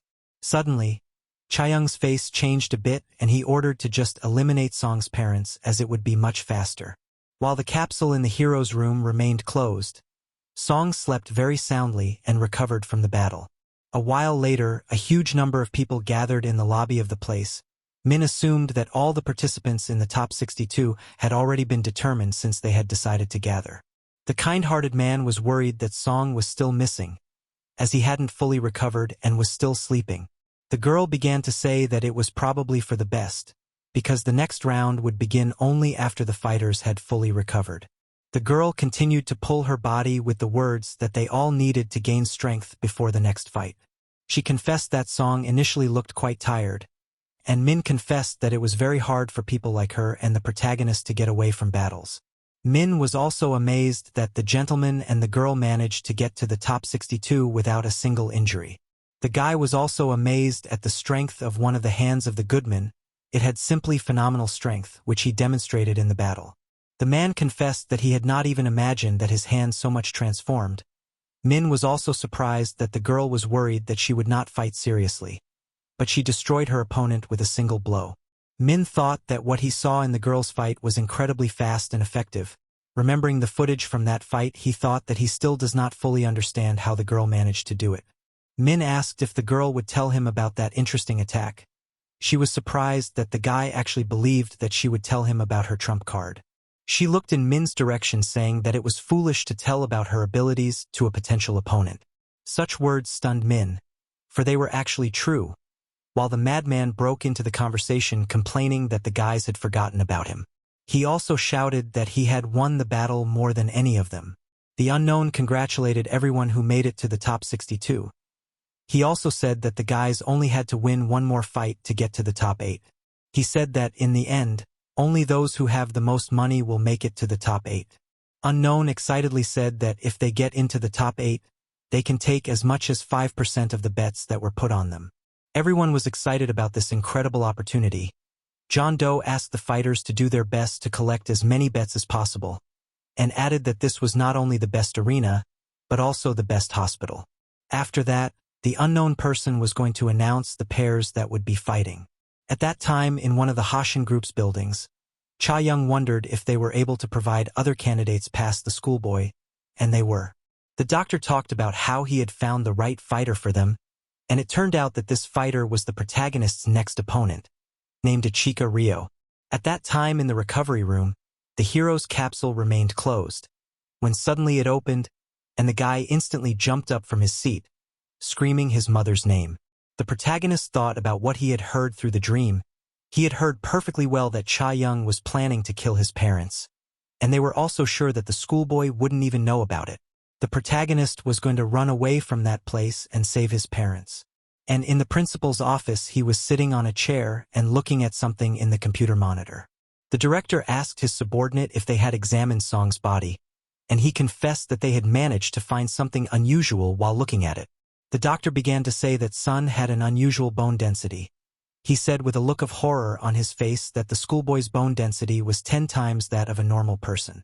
The principal was astonished by this amazing finding, but the doctor said that this was not the end of the oddities in the boy's body. He said that the protagonist's recovery was just at an incredibly high level. He said that Song had not just a fast recovery, but a full regeneration. Such information shocked the director of this place even more. The doctor speculated that Song might be their key to the regeneration problem. The principal began to realize even more clearly that the Schoolboy was special, and wondered if his parents were safe. The doctor began to apologize, and before he could finish, the headmaster asked why the Schoolboy's parents weren't still in their care. The doctor began to say that they were in for a surprise when they arrived at the place. It turned out that the main character's parents were simply not there. They seemed to have disappeared. At that time, Sun himself began to rise quickly to his feet. He realized that if he did not leave the place as soon as possible, his parents would be harmed. Examining the room, the Schoolboy realized that there was not even a single vent in it. The protagonist was going to find something with the help of which he could escape. Then he opened the door from his room, but suddenly a girl blocked his way, which of course surprised the guy. The girl started talking about how the Schoolboy looked even more familiar up close. Sung Yun introduced herself to the protagonist and extended her hand. Sean didn't even listen and simply ordered the girl to move away from the door. She said that he didn't need to look for his parents, as if she knew everything in advance. Sung Yun confessed that Song's parents were in her care. The protagonist didn't understand how that was possible.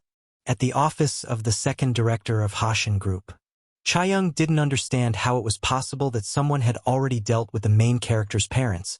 But the doctor said that such actions are very typical for the organizers of such a tournament. The doctor reported that the organizers of the tournament were the first to eliminate the unfit, and Cha Young was happy because the problem had disappeared and he didn't even have to get his hands dirty. Cha Young asked if they had a connection with the next fighter, The doctor began to say that they shouldn't worry because they could call the fighter to their room at any time. The doctor talked about how many people pay a lot of money just to watch. The doctor also said that going to a tournament is a very dangerous idea, because only VIP rooms are safe. He also said there was no way they could guarantee safety. At that time, in the main character's room, the girl closed the doors and went inside. Sean didn't understand what was going on and what exactly the girl's words meant. Sung-yun asked the guy to be a little quieter because they could be heard. She said that if Song wanted to keep his parents alive, he would have to keep fighting. The protagonist didn't understand what the girl was talking about. She said that Song should have realized by now that his former sponsor was trying to get rid of both his parents and the schoolboy. The girl also talked about the loan sharks that Sun had defeated, because they were still looking for him. The girl confessed that she had come to this place unaccompanied only because she wanted to talk to Song. She said that the boy's parents were in a safe place, and Song realized that there was something wrong and wondered what the girl wanted. She said that she only wanted one thing and confessed that she really wanted to get Sun. She confessed that she was one of the 16 VIPs and needed a personal fighter. She also said that although she was young, she had recently been one of the owners of the Hashin group. She said that she was the half-sister of Cha Young, who had originally planned to recruit the schoolboy. She also said that she had been fired from the company because of her brother's scheming. The girl said that even so, it was good for her and her business was booming. The girl said that she couldn't stand by and watch the guys just destroy her father's company. The main character didn't understand what the fights had to do with it, but she started talking about how they always watch each other very carefully. She said that as soon as she found out how much the man invested in the schoolboy, she immediately found out about Sonia, as well as met with his parents. The girl confessed that Sun surprised her, and she just couldn't let her brother take him away. She said that she was referring to Sun's outstanding genes. The protagonist didn't understand the person he was talking to. She said it was more important for them to deal with the threat. The guy didn't understand what he should do or how to act. The girl said that she could only guarantee that the parents and the protagonist himself had only a chance to survive. Dream was interested in what to do to make his parents survive, and the girl said that for this guy needs to win this tournament. The girl said that she would bet on Shkolnik's victory, and added that this was the only way they would be able to defeat her brothers. The protagonist seemed a little surprised by such words. She said that if she could get the other brother locked up, she could deal with the creditors who were terrorizing Sun and his family with money. The protagonist didn't understand what was the point of making a secret deal in such a place. She told him that there was a rule in this place that in case of an unfair deal, it was up to the parties to the deal to decide. The protagonist started to get angry, assuming that the girl was going to make a life-and-death deal with him, but she said that the schoolboy was the only fighter she needed. She also said that if the protagonist didn't get the right amount of bids, he would be thrown out. The protagonist didn't know how he could be sure that his parents were really safe, saying that rich people in general can't be trusted. The girl said that gadgets were not allowed in the place, saying that if she was allowed to bring her phone, she could easily prove the safety of the protagonist's parents. The girl realized that she could not gain the trust of the schoolboy, and confessed that she had talked to his parents. The protagonist didn't expect to hear such a thing, while the girl confessed that she had talked about how Sun's body was arranged. The protagonist again didn't understand what she meant by her words.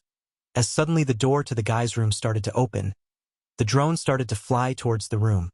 The girl whispered to the guy to remember that she would protect his parents even at the cost of her own life. The girl realized that she had to leave as soon as possible, because the drone that was broadcasting had arrived in the room. She began to leave with the words that Sonu did not need to think about anything else, and then said that together they will definitely overcome all obstacles. The protagonist didn't know what to do. Some time later, the guys looked in the direction of the monitor. The good man was amazed at how the rating of all who were in their room rose. The girl was ranked 19th among the participants, next was Goodyear, who was ranked 22nd, followed by Min, who was ranked 28th, then the Psycho, who was ranked 45th, and last was the protagonist, who was ranked 62nd. Min said that this was because of the main character's injury, because no one would bet on an injured fighter. The doors to the guy's room opened, and then the drone began to fly in. The protagonist returned to the room, and the drone reported back.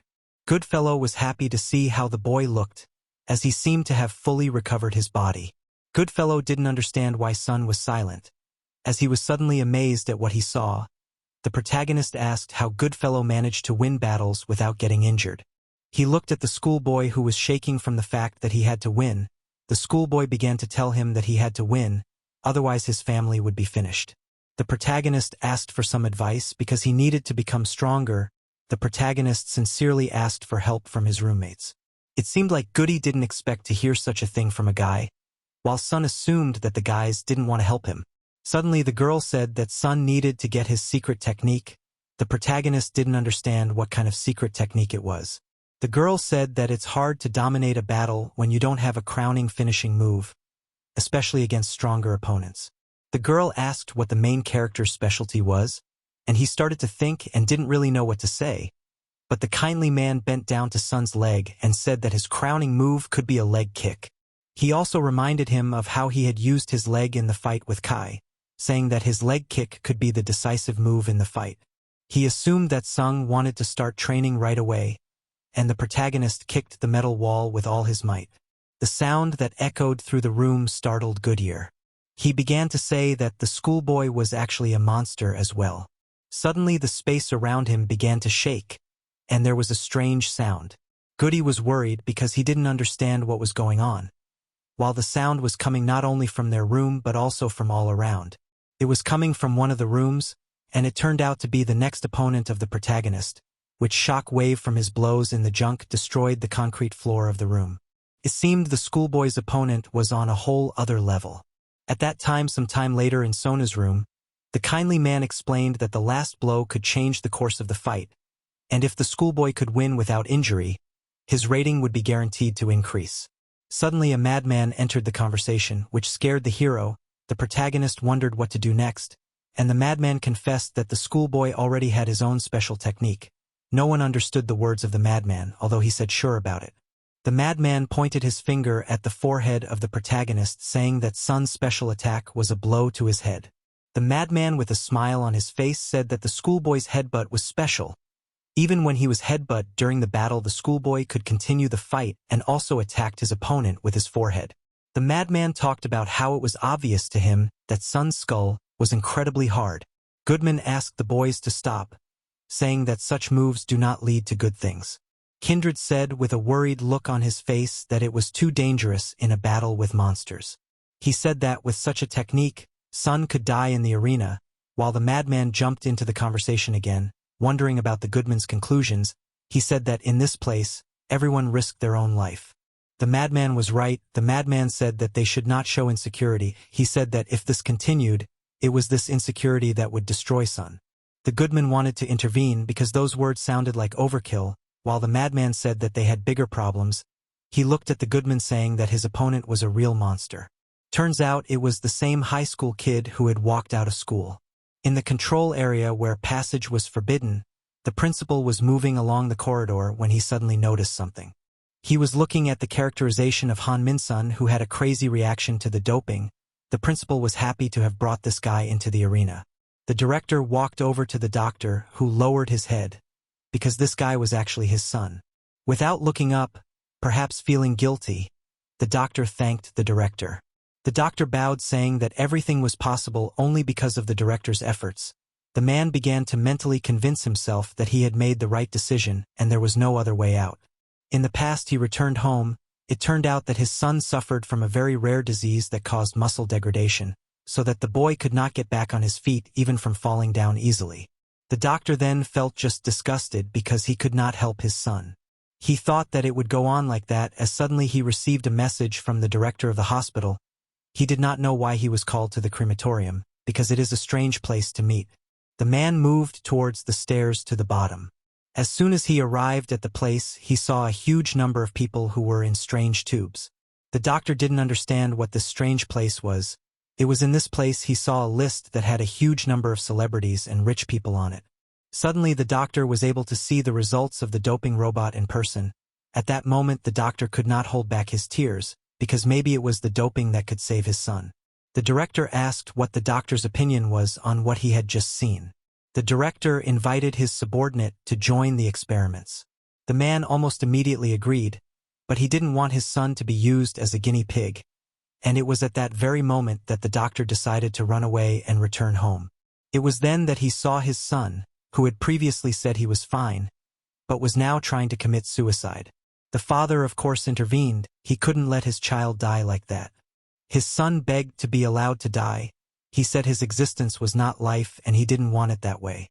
It was in this way that the doctor decided to take the risk, not just to make his son's life better, but to save it altogether. In fact, even at the time of the director's proposal, he had no choice. And in the end, the doctor's son turned into a monster. The same monster stood by the door while the drone told him he had to enter the arena. The monster started to move towards the open door. The guy looked completely confident in his abilities, while the do-gooder was already waiting for him in the arena. Goody was getting ready for the fight. It seemed he wasn't going to lose, while his opponent also got into a stance. The drone announced that the match between the two men was about to begin, and they instantly collided in a fight, approaching each other at breakneck speed. A moment later, the opponent's fingers pierced the hand of the goody-goody. He looked in the direction of his opponent's attack, and realized that he had just received quite critical damage. The guys were very worried about their good friend. Min said that the enemy's technique was imitating knife strokes, and that the goody had not expected such a thing. Fingers of the enemy stuck in the muscles of the man. The enemy did not understand how this is possible, what kind of strength you need to have that would realize such a thing. Goodman turned to his opponent. He began to complain that the enemy was too close to him, then prepared his wounded hand for an attack. He attacked the enemy right on his face, but at the very last moment the guy was able to dodge the blow. In the end, the Goodman struck straight at the concrete floor, shattering it to pieces. The opponent didn't expect to see such power of attack from his opponent. Because of the shockwave, the guy started to be thrown away from the man. As a result, the distance between them increased. The enemy did not understand what was wrong with the man, how he could be capable of such a thing. The good guy was amazed at how much his opponent had trained his fingers, so the man decided to use his special technique as he realized that he was up against a strong opponent. Chaeyoung recognized the martial art that the do-gooder used. It was called Krav Maga. The doctor was curious to hear about the gentleman. It turned out that he was a former bodyguard who specialized in Krav Maga. The doctor knew that it was a martial art developed by a Jewish soldier in response to increasing violence against Jews. It was a martial art that combined various techniques honed for actual combat. The doctor said that this martial art was more powerful at close range. Shanyan assumed that since the martial art was designed for defense, it was weak for attack, and as a result, the good guy was no match for them.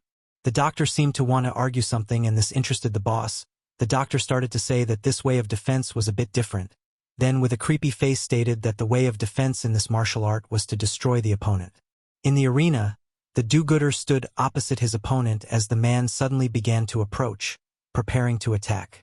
The enemy seemed to see every movement of the man, saying that he was moving too slowly. Then the enemy easily dodged this blow and prepared to counterattack.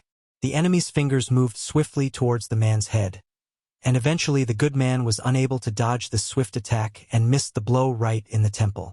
As a result, the man was able to fend off the enemy a bit, forcing him to retreat. The goodman started to run towards the enemy again, thinking that he had to win. The enemy thought that, with such a disturbed balance in his body, Goody didn't even stand a chance against him. Suddenly the man grabbed the ground with his hand and started breaking the concrete with his powerful and pumped fingers. As a result, the good man jumped using his hand, and at a great speed began to approach the enemy.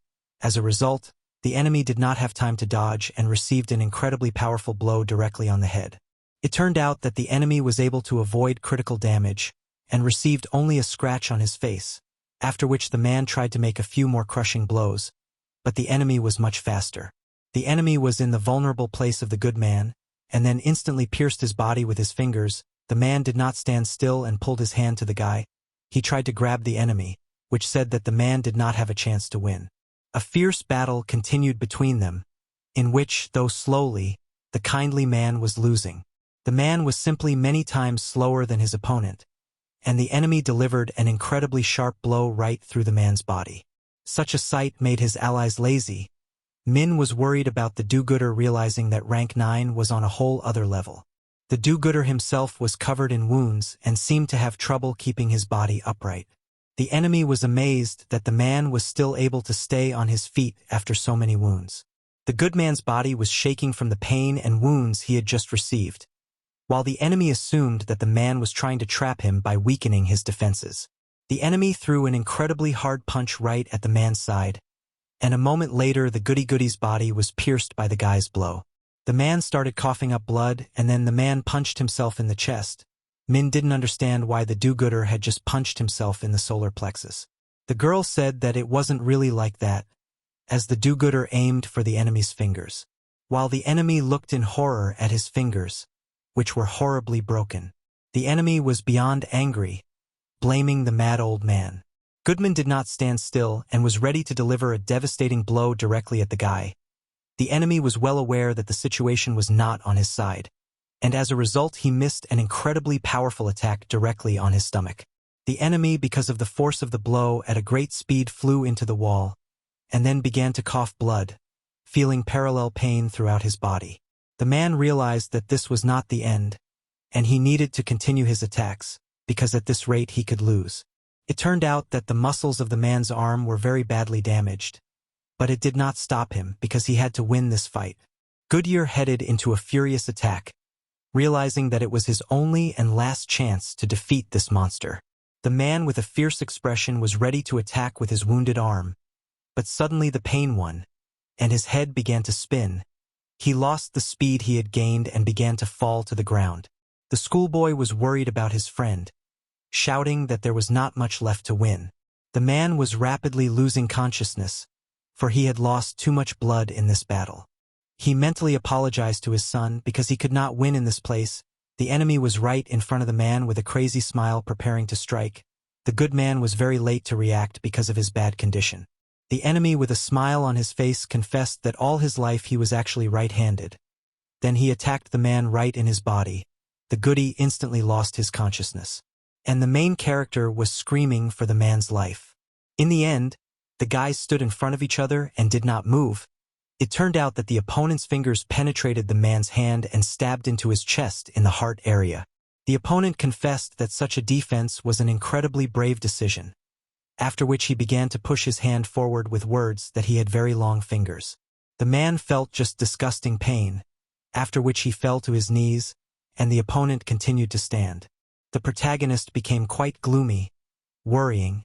It seemed that the life of the gentleman had come to an end.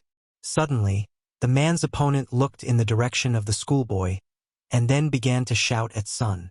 The protagonist didn't seem to expect this, while the enemy started shouting that the schoolboy would watch carefully as the goody-goody died because of him. The enemy pulled his fingers from the goody's chest, while the protagonist felt just disgusted.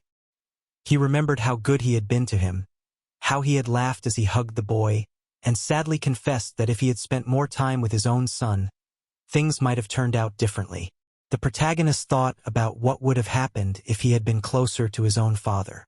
The man said with a smile on his face that no father in the world would leave his son behind, and then he also said that he couldn't die leaving his son all alone.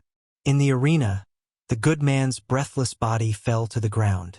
He didn't even seem to be breathing and looked like a corpse.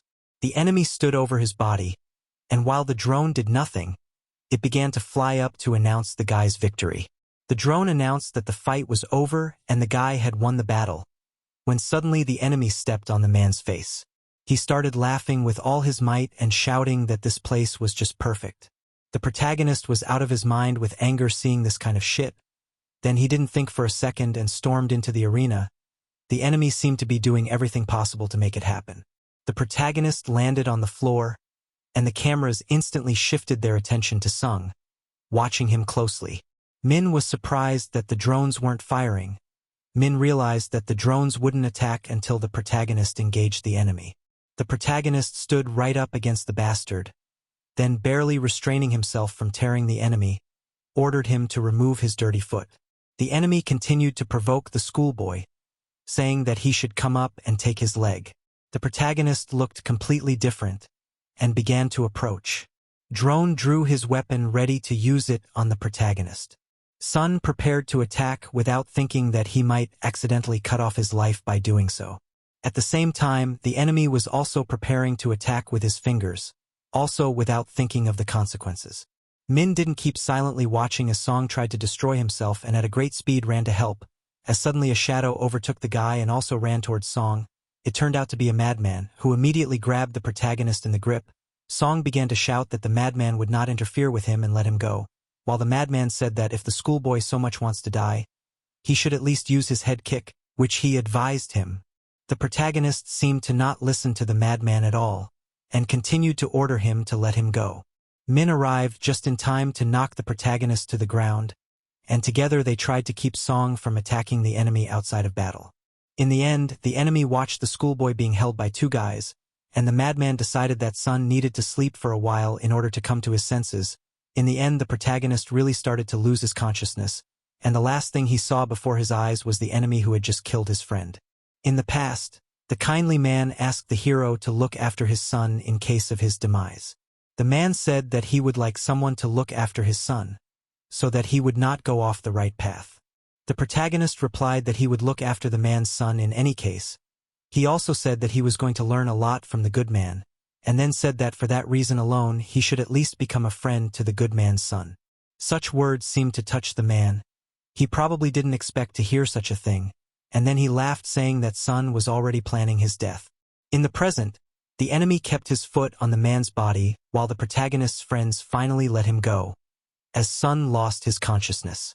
The enemy laughed, saying that the arena was a complete mess, and he seemed to be enjoying it a lot. The girl said that it was time for the guy to leave since he had done what he wanted to do, which was to attract the attention of the protagonist. The girl didn't understand what the enemy was doing here, assuming that he didn't get enough attention from the schoolboy. The enemy began to sarcasm, saying that this girl is looking for her own death for being so bold. She said that if the guy thinks so, then let him continue, because at this rate he will be killed by a drone. Then she made a creepy face and added that even if the drone does not kill him, she will personally kill him. The enemy began to lift his leg from the man's body, saying that the girl should be patient. He began to move towards the exit of the arena with the words that anyway he plans to finish each of the guys. The guy started to leave the arena, while the girl immediately rushed to the body of the do-gooder, checking his condition. She was glad that the man was actually able to survive even such a terrible attack from the enemy. The girl immediately began to call the workers of the place to help. She realized that the gentleman was able to survive that blow only because he blocked it with his hand. At that moment, if not for his hand, the man's heart would have been pierced. As the goody-goody began to be taken away by the workers of the place, Cha-young thought that the guy was a monster in the flesh. He didn't understand how he could do something like that with just his fingers. The doctor said that the guy's doping was incredibly unique. He said that while other strength doping mainly strengthened muscles, the guy's ligaments and bone sheaths had developed to an incredible level thanks to the doping. The doctor was talking about how this guy's abilities in some ways even surpassed the strength of a high school student. Cha-young was going to try his best to win this monster over to their side. The doctor said that the guy was directly controlled by the principal and that it would be very difficult to contact him. The doctor told his boss not to worry, because there were a lot of very interesting fighters ahead, and he advised the boss to watch the next fight carefully. Cha-young didn't understand what was wrong with the only female fighter in this tournament. Cha-young was angry at his subordinate, saying that capoeira was just a beautiful but ineffective martial art that was like a dance. The doctor began to say that the martial art looked like a dance not because it was ineffective, but because that was the story, because it was created so that slaves could resist oppression. To deceive their overseers, elements of dance were added to the movements of this martial art. It was not just a dance but a martial art that was filled with grief and resistance. The doctor also said that when Brazil became independent, this martial art became associated with crime. He said that the martial art was banned because it was so effective, while the girl herself entered the arena with a strong desire to trample her opponent. Drone carefully watched her actions, and then reported that all the necessary fighters entered the arena. Suddenly the girl turned her attention to the opponent, who was practicing mixed martial arts and was ranked 10th in this tournament. The drone announced that the fight between the guys was starting. The girl instantly got into a fighting stance, while the guy continued to stand and did not move at all. She thought that the guy just underestimated her because he didn't move at all. The girl decided to strike first and used an incredible kick that was hard to read from the outside. while the opponent seemed to be just waiting for this moment and smiled hysterically. Chae-young agreed that the girl was really impressive, but he was thinking about another fighter, namely Go Hyuk-soo, who was her opponent and ranked 10th in the rankings, which meant that there was definitely something special about him. The doctor said that this guy tried to be in professional sports but failed, but after getting sensory doping, he changed completely. The doctor said that the guy was given the nickname 10 Seconds, which the boss didn't understand and wondered why it was that nickname. The doctor said that all of this guy's fights lasted no longer than 10 seconds. Chae-young immediately cheered up. He was beginning to think that he had found the right fighter. The doctor also added that thanks to his lightning-fast victories, he had never been injured. They discussed the fact that he had a really high rating and that he had proven himself. The doctor talked about how if the guy wins this round, he will definitely move up in the rankings to number 5 or even higher. The opponent stood still. He was completely confident in his abilities. The drone announced that their fight was starting.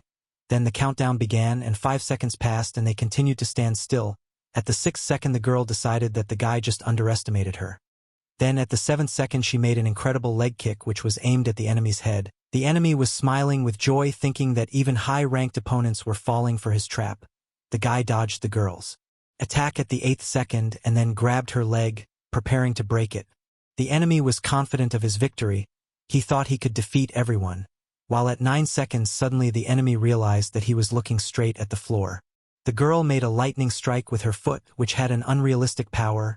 As a result, the guy who had previously defeated everyone in 10 seconds was defeated by a single blow in the same time. The girl stood over the body of the defeated opponent, and then waited for the drone, which was examining the body, to make a decision. The drone declared victory to the girl, who told him that not all attacks could be predicted with the senses.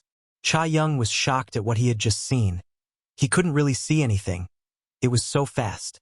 The doctor said that the girl's opponent was sure that after dodging, he would be able to counterattack immediately. The boss thought that this was the basis of the fight. The doctor said that the enemy also thought the same way. He said that usually to create a strong enough blow, he would store energy on the other side and then release the stored energy during contact.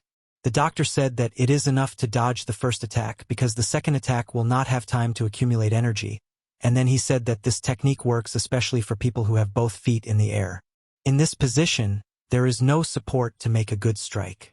Chae-young didn't understand how the guy was on the ground with only one punch. After all, the girl's attack failed, and both legs were in the air at that moment. The doctor said that this was the reason why the guy felt safe, and then the doctor said that the guy omitted a very important thing in the girl's technique, namely that capoeira allows you to use your hands as a support. The doctor talked about how the girl's doping made her fast and strong, without any side effects. The doctor said that the girl was the ultimate unpredictable killing machine. The girl was capable of winning in any situation. Chae-young was not upset, thinking that there were still some very worthy fighters left in the arena. While the doctor said that the girl's opponent from now on would have a hard time. The doctor said that the girl defeated the guy with the nickname 10 Seconds in the same time, thanks to which she will inherit his nickname. Due to this battle, a huge amount of money started betting on the girl. Chae-young was frustrated that he couldn't get this fighter easily, while the doctor asked his boss to take his time. As there were other promising fighters left in the arena, Chae-young wondered who would fight next, and the doctor said that the next fight would be incredibly interesting. While in the protagonist's room, Min assumed that the guy had regained consciousness. The protagonist jumped up from his seat before he realized where he was or what had happened. Sleep, breathing heavily and asking what happened. The protagonist did not realize where he was. It seemed that he wanted to ask about the condition of the gentleman, when suddenly a girl came into the room and said that the man was able to survive. She said that she had personally checked and the man was really alive. It seemed like the protagonist could finally breathe easy.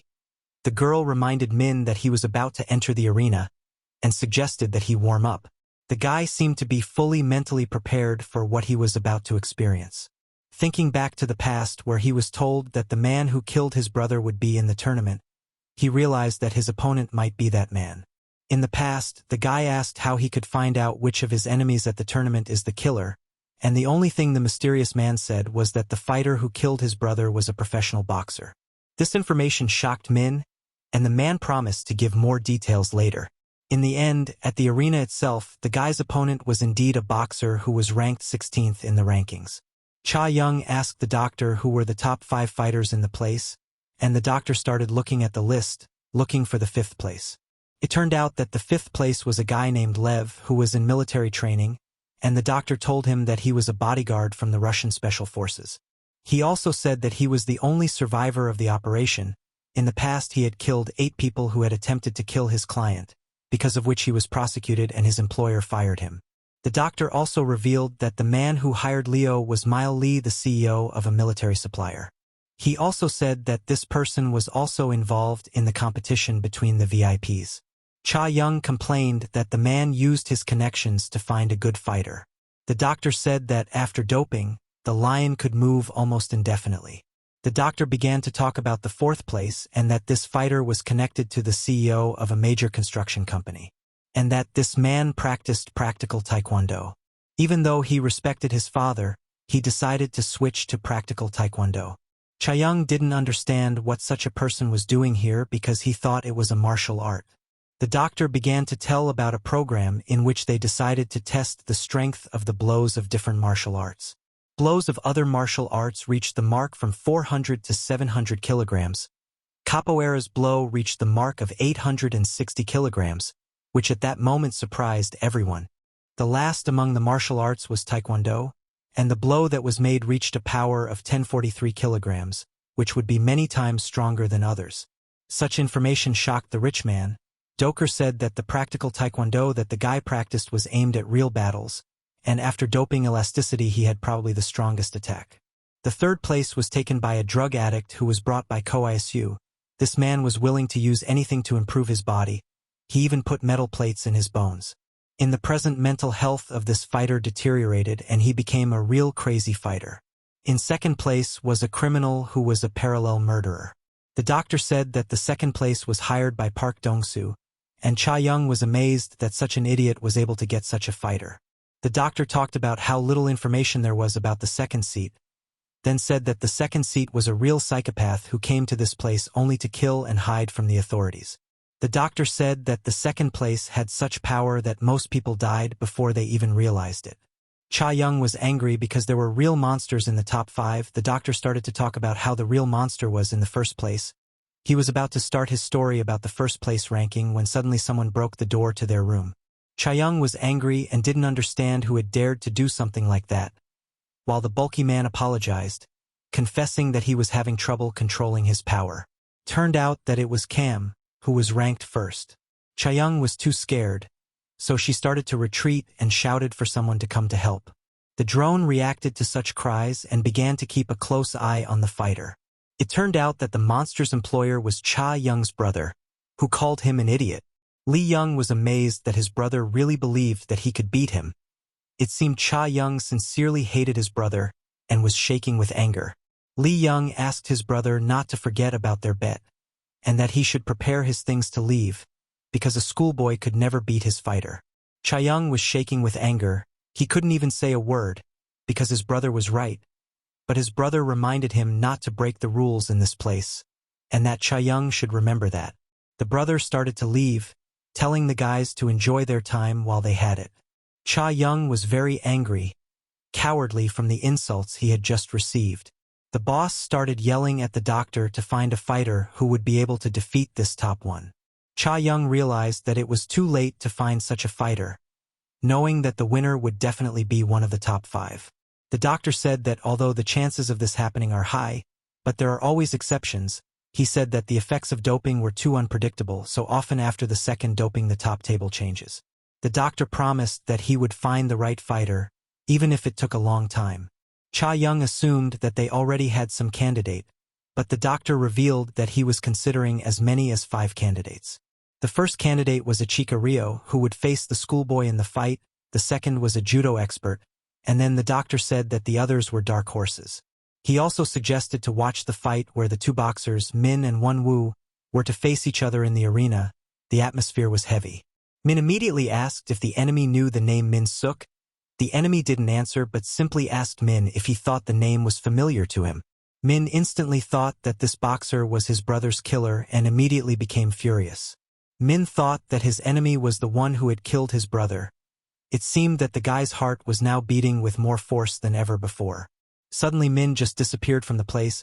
He moved at such a speed that it seemed as if he just teleported. He was instantly in front of his opponent and was ready to attack, then struck directly at the head of his enemy, then prepared for another attack and in the end successfully spent it right on the body of the enemy, who because of the damage received began to cough up blood. The power in the blows was present. It seemed that Min was not going to stop and was preparing to continue the series of blows. The guy was incredibly angry, not understanding why the enemy killed his brother, because it did not make sense. Min struck an incredibly strong blow right on the head of his enemy, which threw the body of the enemy to a great distance. The enemy at great speed hit the wall, and even so hard that the blood scattered around. Min approached the enemy, not understanding why he killed his brother. While the enemy asked the guy to stop, Min did not understand what was happening, and what exactly these words meant. While his enemy began to smile, his heart also began to beat with a special force. The enemy began to shout that his doping only works when he finds himself in desperate situations. The enemy instantly jumped up from his seat and was in the air, after which the enemy confessed that he wondered how he was not defeated, because he takes the same doping. The enemy landed on the ground while Min was preparing to strike. Suddenly the enemy just disappeared before his fist reached his body. The enemy successfully attacked the guy right on his face, but Min also disappeared from the enemy's view, who started to move with the guy, which gave the feeling that he was not inferior to him in speed. Min did not understand what to do because he could not see even one weak point in the enemy's defense, while the enemy did not give time to think, and then struck a crushing blow directly on Min's face. The enemy was not going to stop there and was preparing to finish the guy, and then the guy took an incredibly strong blow to his face, because of which his blood splattered in the area. Min remained conscious. It was a really strong blow. The guy's body fell to the ground. The enemy stood there for a while looking at Min, who was unable to move. The enemy began to say that although his doping was more dangerous, it was definitely better than Ming's doping. The enemy expected to hear a response, but the guy kept silent and did not move. The enemy did not understand why the guy did not move, and it seemed to make him angry. The enemy decided to kill Min and prepared to crush his head with his foot. Min remembered the past in which his brother said he would tell the secret of battle when you lose. He said that at the moment when it seems that everything is over, you need to take a deep breath. The brother said it was the breath that would give you the last chance to win. It was after this breath that the guy's heart began to beat many times stronger. Right before the enemy made a blow, the guy just disappeared. He moved so fast that the floor under his feet began to collapse. Then he prepared to make a quick dash. The enemy did not understand what was happening and assumed that Min's doping would activate like his. As soon as he came to his senses, Min was already right in front of him, ready to finish this battle. The enemy was well aware that this attack was worth dodging, for it was truly dangerous.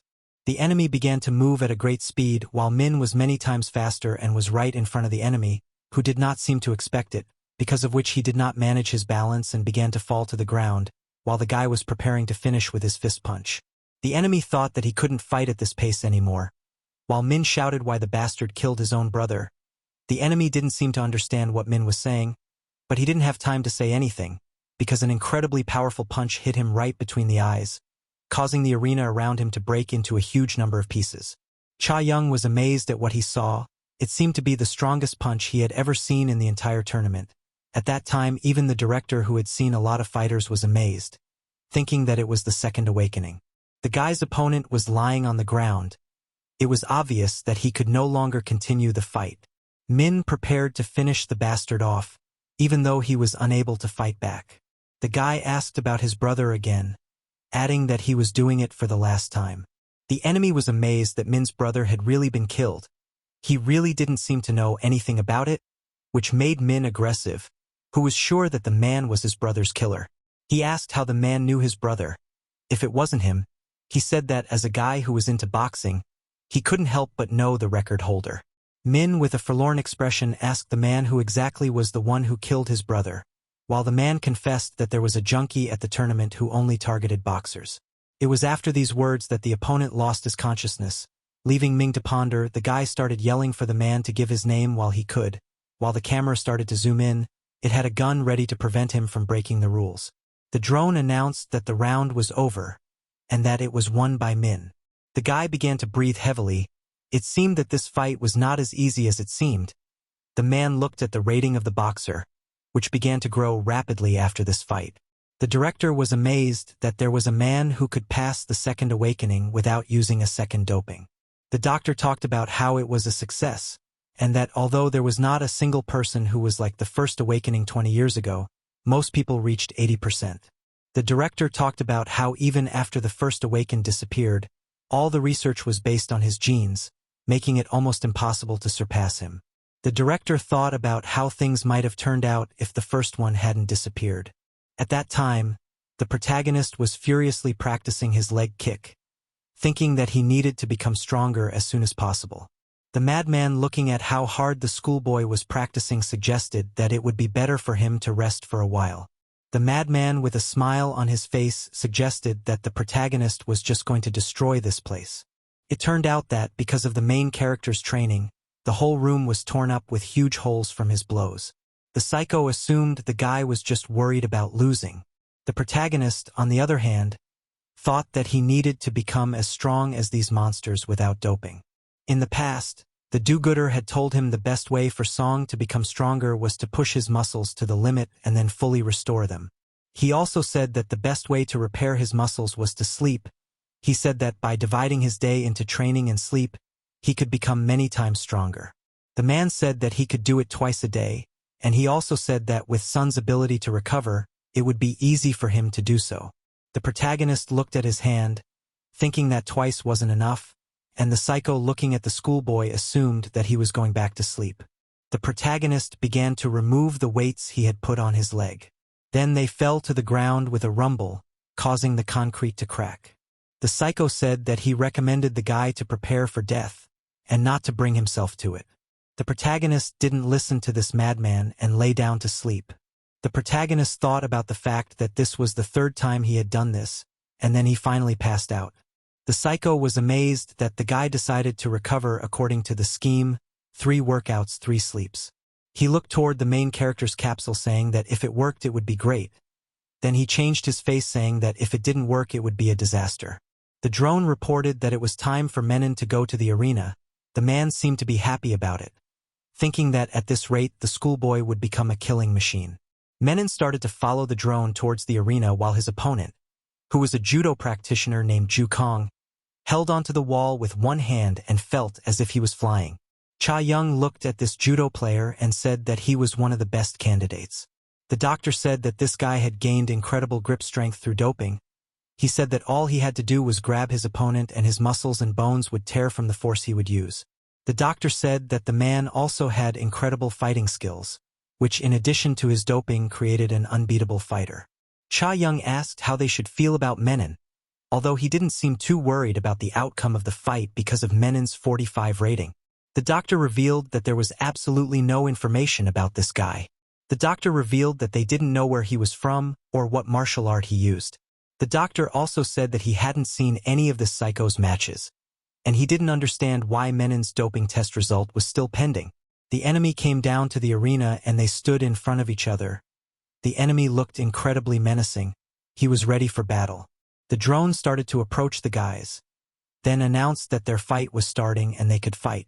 The enemy began to prepare to catch the psycho, saying that he planned to finish the fight in 1 round. While the psycho approached him at an incredible speed, saying that he would do so, the moment the enemy reacted, the psycho was already at his back, saying that the man's neck looked very appetizing. The enemy was smiling. It seemed to be a trap for the madman. Then the enemy was able to grab the arm of the madman with his strong hands, and it seemed that this was the moment when the madman was finished. The enemy did not stand still and instantly threw the madman over his shoulder. The madman flew towards the ground with great speed, and it seemed that nothing could help him at that moment. A moment later there was a tremendous impact, and the madman was simply trampled into the concrete. The madman began to scream in pain. It seemed he had taken critical damage. There was silence in the arena. The opponent stood still over the madman's body. Cha Young was amazed at how quickly the judoka won. He literally drove the madman into the ground. The doctor was also shocked. He didn't realize that the man would be so strong. It was beyond human capabilities. The camera began to slowly approach the guys, then reported that the fight was over, and suddenly announced that the judoist was out because he could no longer continue the fight. The man's body fell to the ground like a log, while Menon tried to reach his elbow with his tongue.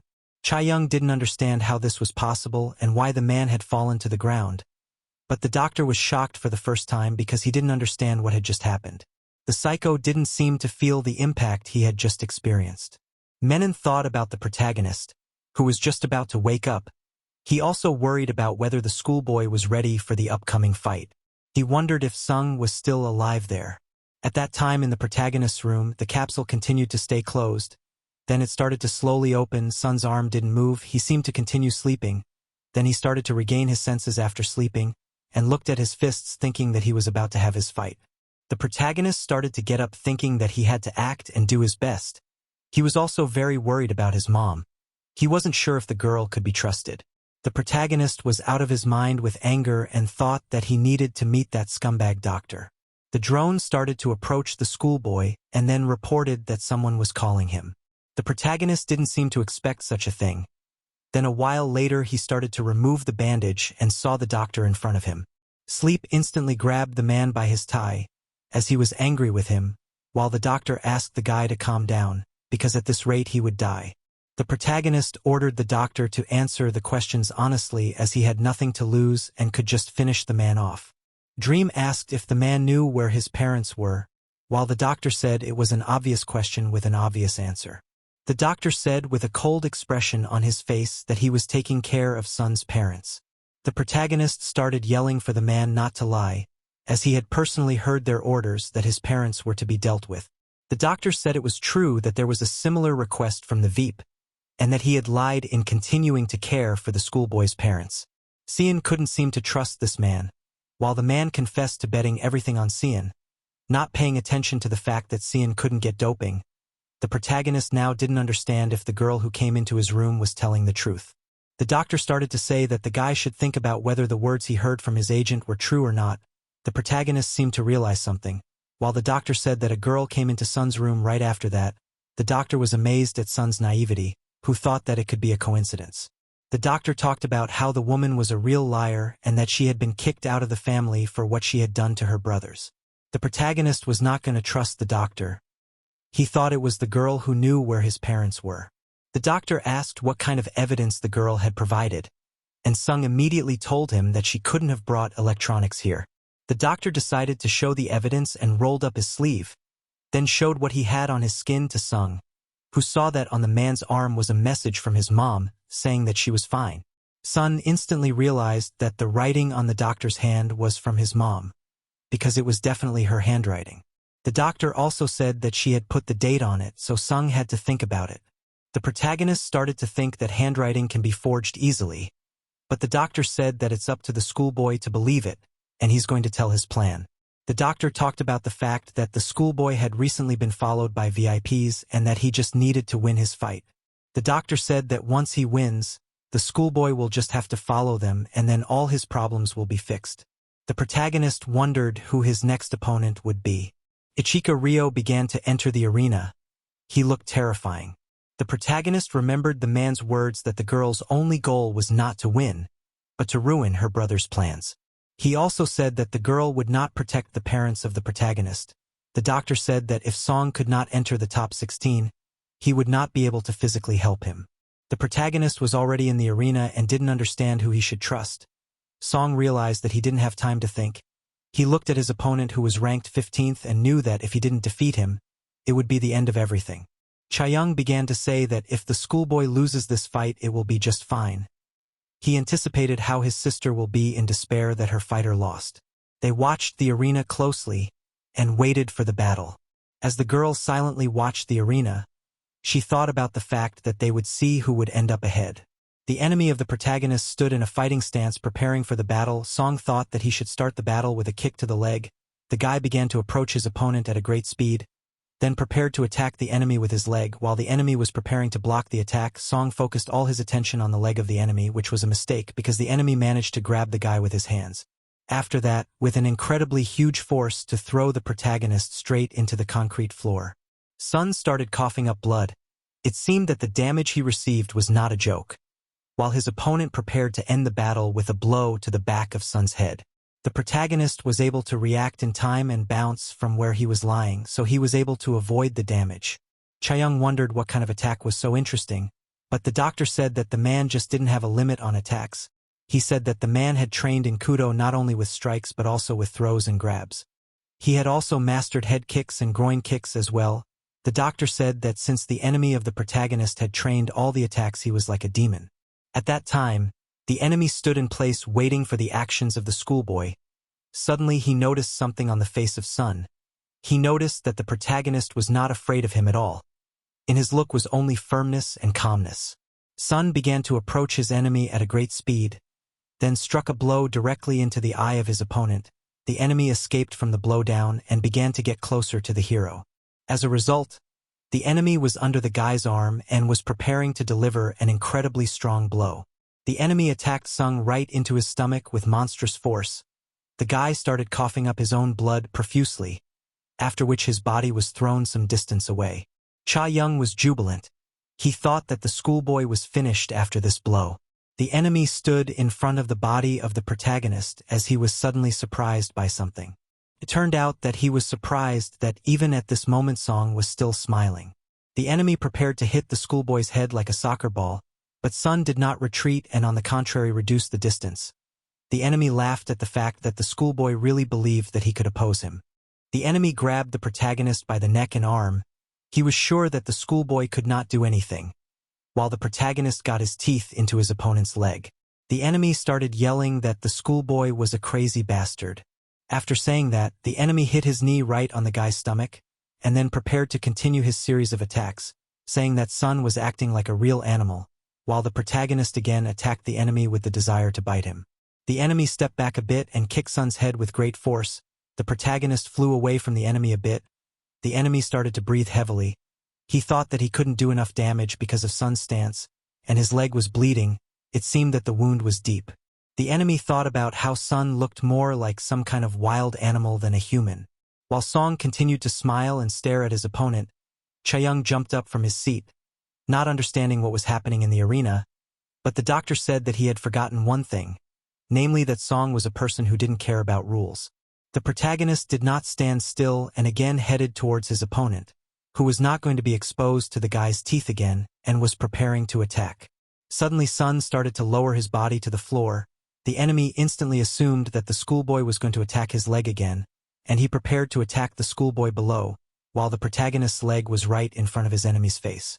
The enemy missed an incredibly powerful attack right on the head, which looked very much like a girl's attack.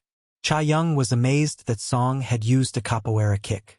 In the past, the protagonist was curious about the girl's strongest technique and asked her to hit him with that technique just once while looking as serious as possible. The girl said that she didn't care how many punches she had to throw, worrying if the schoolboy could take it, while assuming that he was underestimating her martial art. The girl instantly started to perform the blow that surprised the schoolboy, after which she struck an incredibly strong blow directly on the head of the protagonist, after which he naturally fell to the ground because the girl had an incredible body. She did not believe that Song could copy her attack, while the guy was lying on the ground smiling. In the present, he also began to use the same technique. The opponent fell for the trap, and then began to prepare to attack Song, who was underneath, but the foot of the protagonist was right in front of the opponent's face, and then a blow of incredible power hit the target, namely the opponent's head.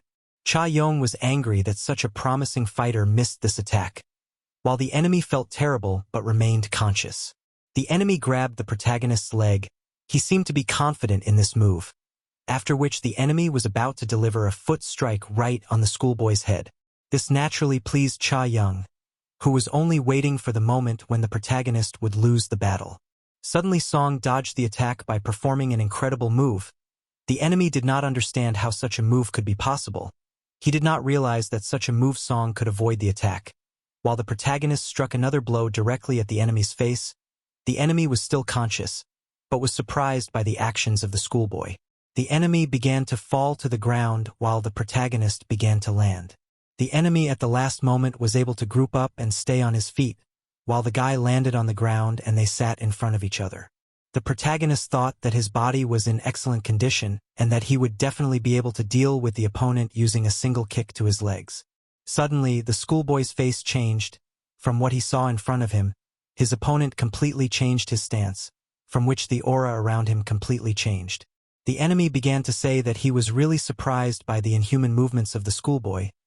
He also added that from now on he would treat the guy as a victim. The enemy in an instant was right in front of the protagonist, ready to deliver a devastating blow. The protagonist was amazed at how the speed of the enemy has increased many times. Sun was going to dodge the blow or parry it, as suddenly the enemy did not attack with his fist and attacked with his forehead. The protagonist did not understand how this could happen. He certainly did not expect such an attack. While the enemy attacked the guy with his fist directly on the body, Sun lost consciousness for a short time and tried to mentally bring himself to his senses. The enemy did not stand still. At this very moment he looked like a real demon. The enemy was preparing to finish with Sun's last combination, then made lightning attacks directly on the body of the schoolboy, because of which the body of the guy received a huge amount of damage. The enemy was not going to stop and wanted to continue. He struck an incredibly powerful blow directly at the protagonist, who did not have time to recover from the previous attacks. The protagonist realized that it was all over. He had indeed taken a huge amount of damage. The enemy also seemed to be convinced that from that moment on Song had lost the battle. Chaeyoung was jubilant as he seemed to be waiting for the schoolboy to be eliminated. The girl had no doubts about the protagonist, thinking that this was definitely not the end. Sleep as a real madman began to smile after a moment ago he was unconscious, and grabbed the leg of the enemy. Enemy thought that the protagonist is no longer so dangerous that he should be careful. Then they together struck each other with their heads. The enemy was amazed at the damage to his forehead, while the protagonist was behind the enemy's back in an instant, only now recovering from the blow to his forehead. The enemy did not understand how Sun was able to move because he had personally beaten this guy all his organs. The enemy thought that it was enough for him to block the attack and he would win. As the protagonist was preparing to deliver his new signature leg kick, the enemy rushed to Sun's leg and grabbed it, seemingly believing that he had won by catching the schoolboy's leg, while the protagonist pulled his leg back, which tore his clothes and left them in the hands of the enemy. Then the enemy saw only scraps of clothes in front of him, and it turned out the protagonist was ready to strike, this time precisely. The enemy realized that he was not able to dodge this attack and was about to block. He put his leg to block this blow and the hero attacked directly on the leg. Instantly, the enemy's bone was broken by the force of the blow, causing the enemy to fly away unable to hold on to the broken leg. Chaeyoung was angry that the fighter he had chosen had just lost his leg. The enemy was holding on to the body of the protagonist. Despite the broken leg, he started to look even scarier and prepared to attack. Then he delivered a crushing blow right on the body of Song, who should have screamed in pain, but he was smiling like a real psycho. The enemy didn't realize what was happening as suddenly Sung delivered another kick to the remaining intact leg of his enemy. The enemy started screaming from the pain he was feeling, after which the enemy fell to the ground unable to stand on his feet. The protagonist was also not left without injuries and started coughing up his blood, and eventually the two guys were on the ground unable to move. The drone began to fly between the two of them. Inspecting their bodies, the drone announced that Ichika Rio was unable to continue fighting, so the winner of this battle was Sun, who was still conscious and on the ground. Chaeyoung was shouting with anger because he had chosen his fighter and he had been defeated, while the girl smiled sincerely at her brother's anger. The protagonist continued to lie on the ground. He didn't get up. Chaeyoung watched this and assumed that the protagonist was also eliminated because he was lying on the ground. The doctor said it was unlikely, and then he said that the protagonist was just sleeping. As it turns out, Sleep really did fall asleep, having used up all the strength in his body. The girl's guard was worried. He thought there was no time to sleep, but the girl looked at the bets and realized that no one had made them. The man began to say that no one would bet money on the fighter who was so badly hurt in the battle, adding that now will begin the selection of 16 participants who will pass on, and will be made by the number of bets that have made on the players. The protagonist was still in last place. The man said that Song would not be able to get into the top 16, and they should choose a new fighter as soon as possible. The girl asked how much money she could use now. She thought that she could easily solve the problem if the money was not enough. She decided to personally put money on the protagonist to raise him in the rankings. The man was worried because if they lost that much money it would be a disaster, while the drone announced that it was going to say the top 16 players, and asked all the participants to come up to the arena. People began to enter the arena, and then there was a huge number of drones and players. Min turned his attention to the main character, who continued to sleep soundly. Min was worried about Sung, who should have woken up by now. Unknown congratulated everyone who made it to the top 31, and then he thanked all the VIPs who were in their rooms.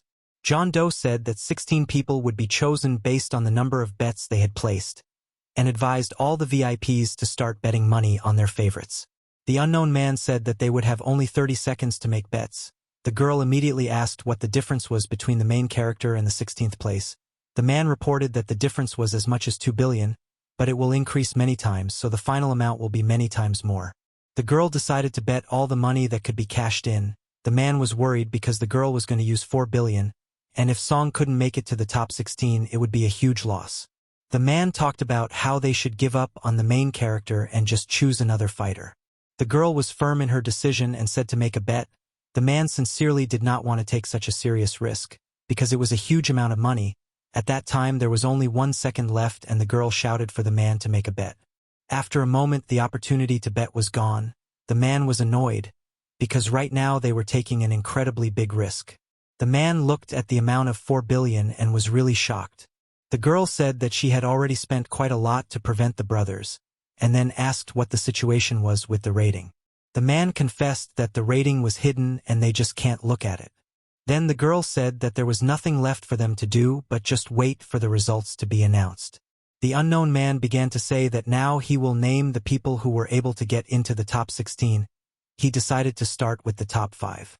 After that, the fighters on the table appeared on the table, on which were made just incredible bets. As soon as Min saw the rankings, he began to get nervous.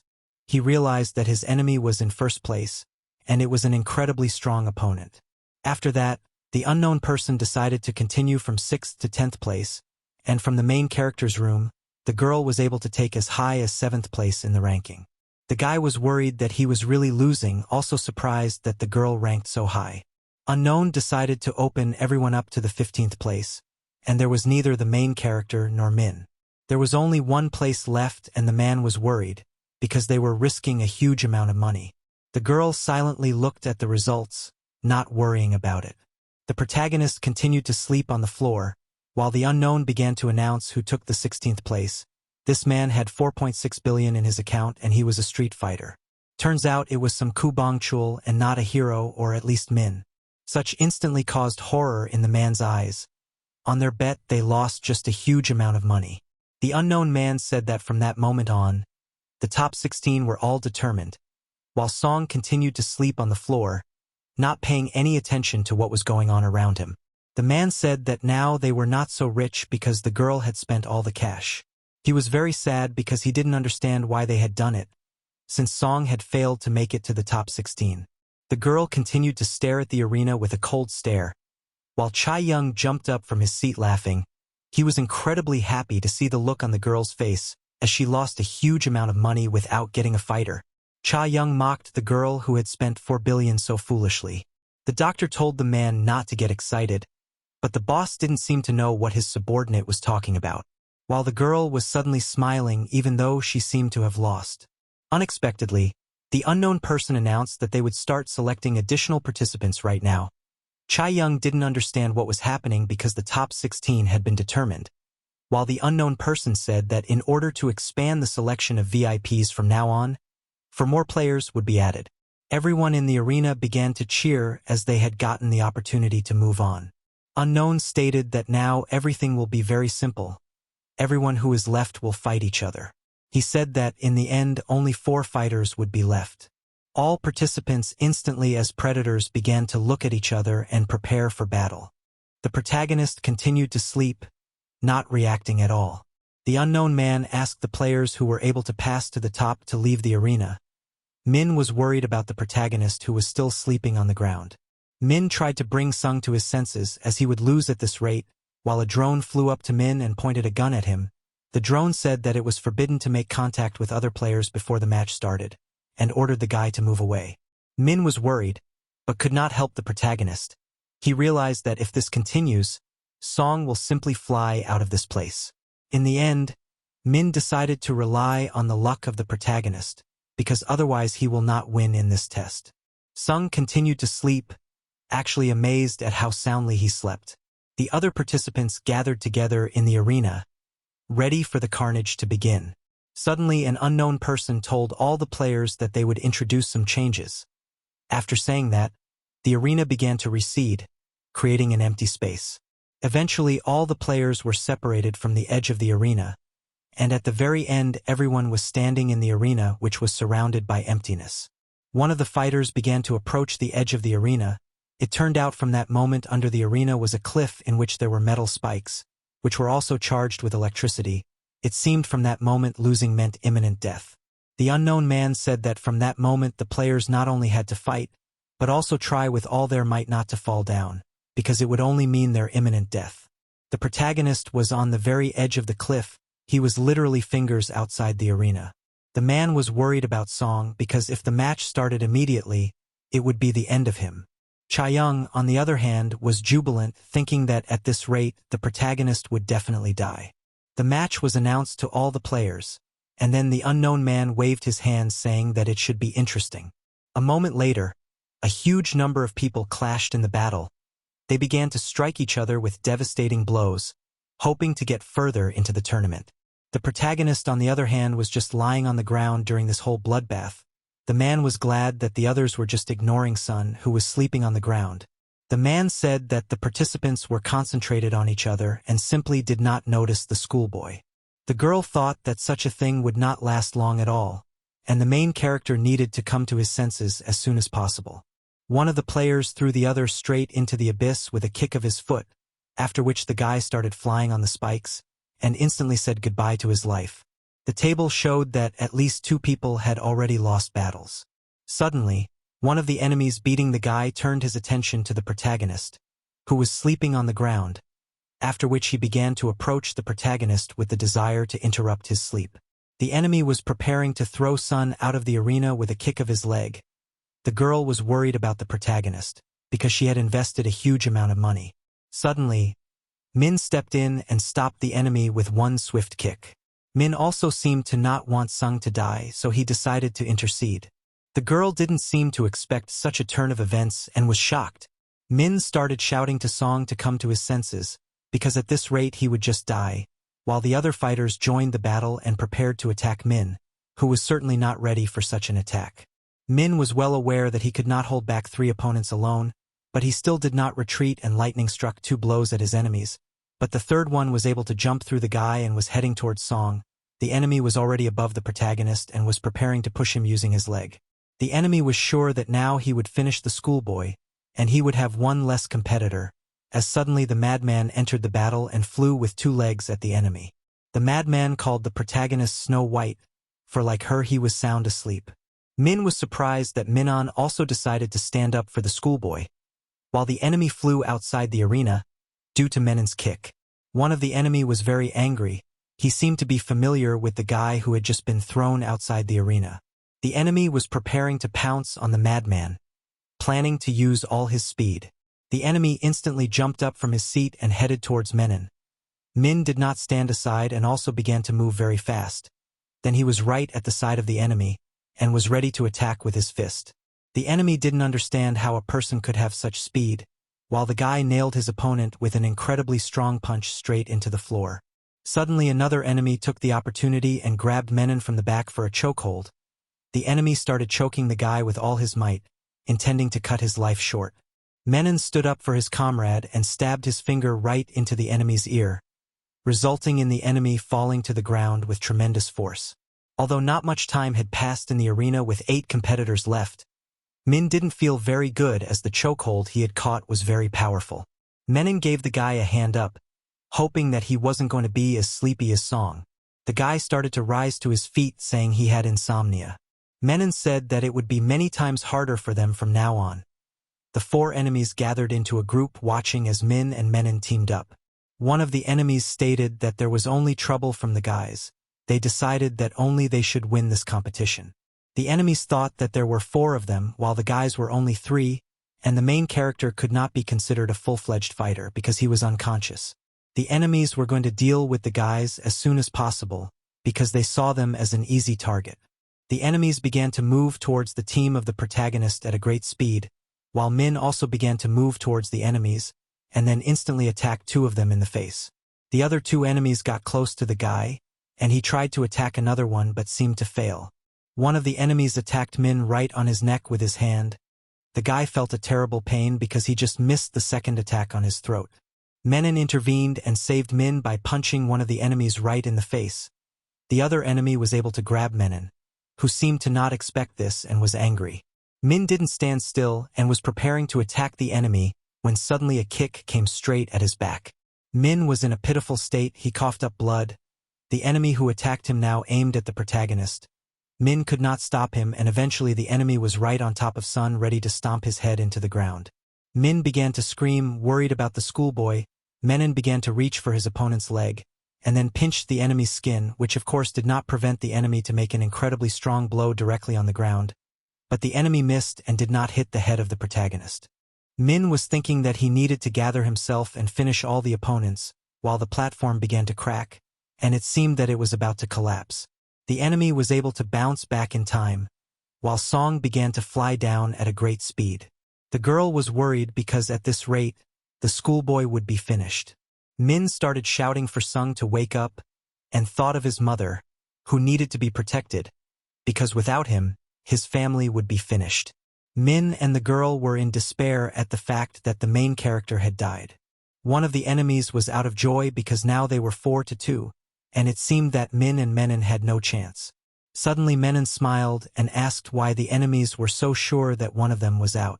Min didn't understand what exactly the madman's words meant, while the protagonist used the platform to escape the spikes and not get damaged. The man who was watching this began to smile and rejoice with all his might, for Song had managed to survive. The enemy grabbed Min by the neck and squeezed hard. The enemy began to shout that the 2 of them would hold Min and Menon while the others had to destroy Sun, who was climbing into the arena. The enemies held and strangled Min along with the psycho while the protagonist prepared to make a jump. Then he did so, and part of the platform under his feet collapsed due to the amount of force the schoolboy used. Thanks a lot to everyone who watched the video to the end. Here was invested just a huge amount of effort, and I hope you enjoyed it. I want to ask you to write your opinion in the comments so that I understand whether you like this kind of thing. Thank you all, see you soon.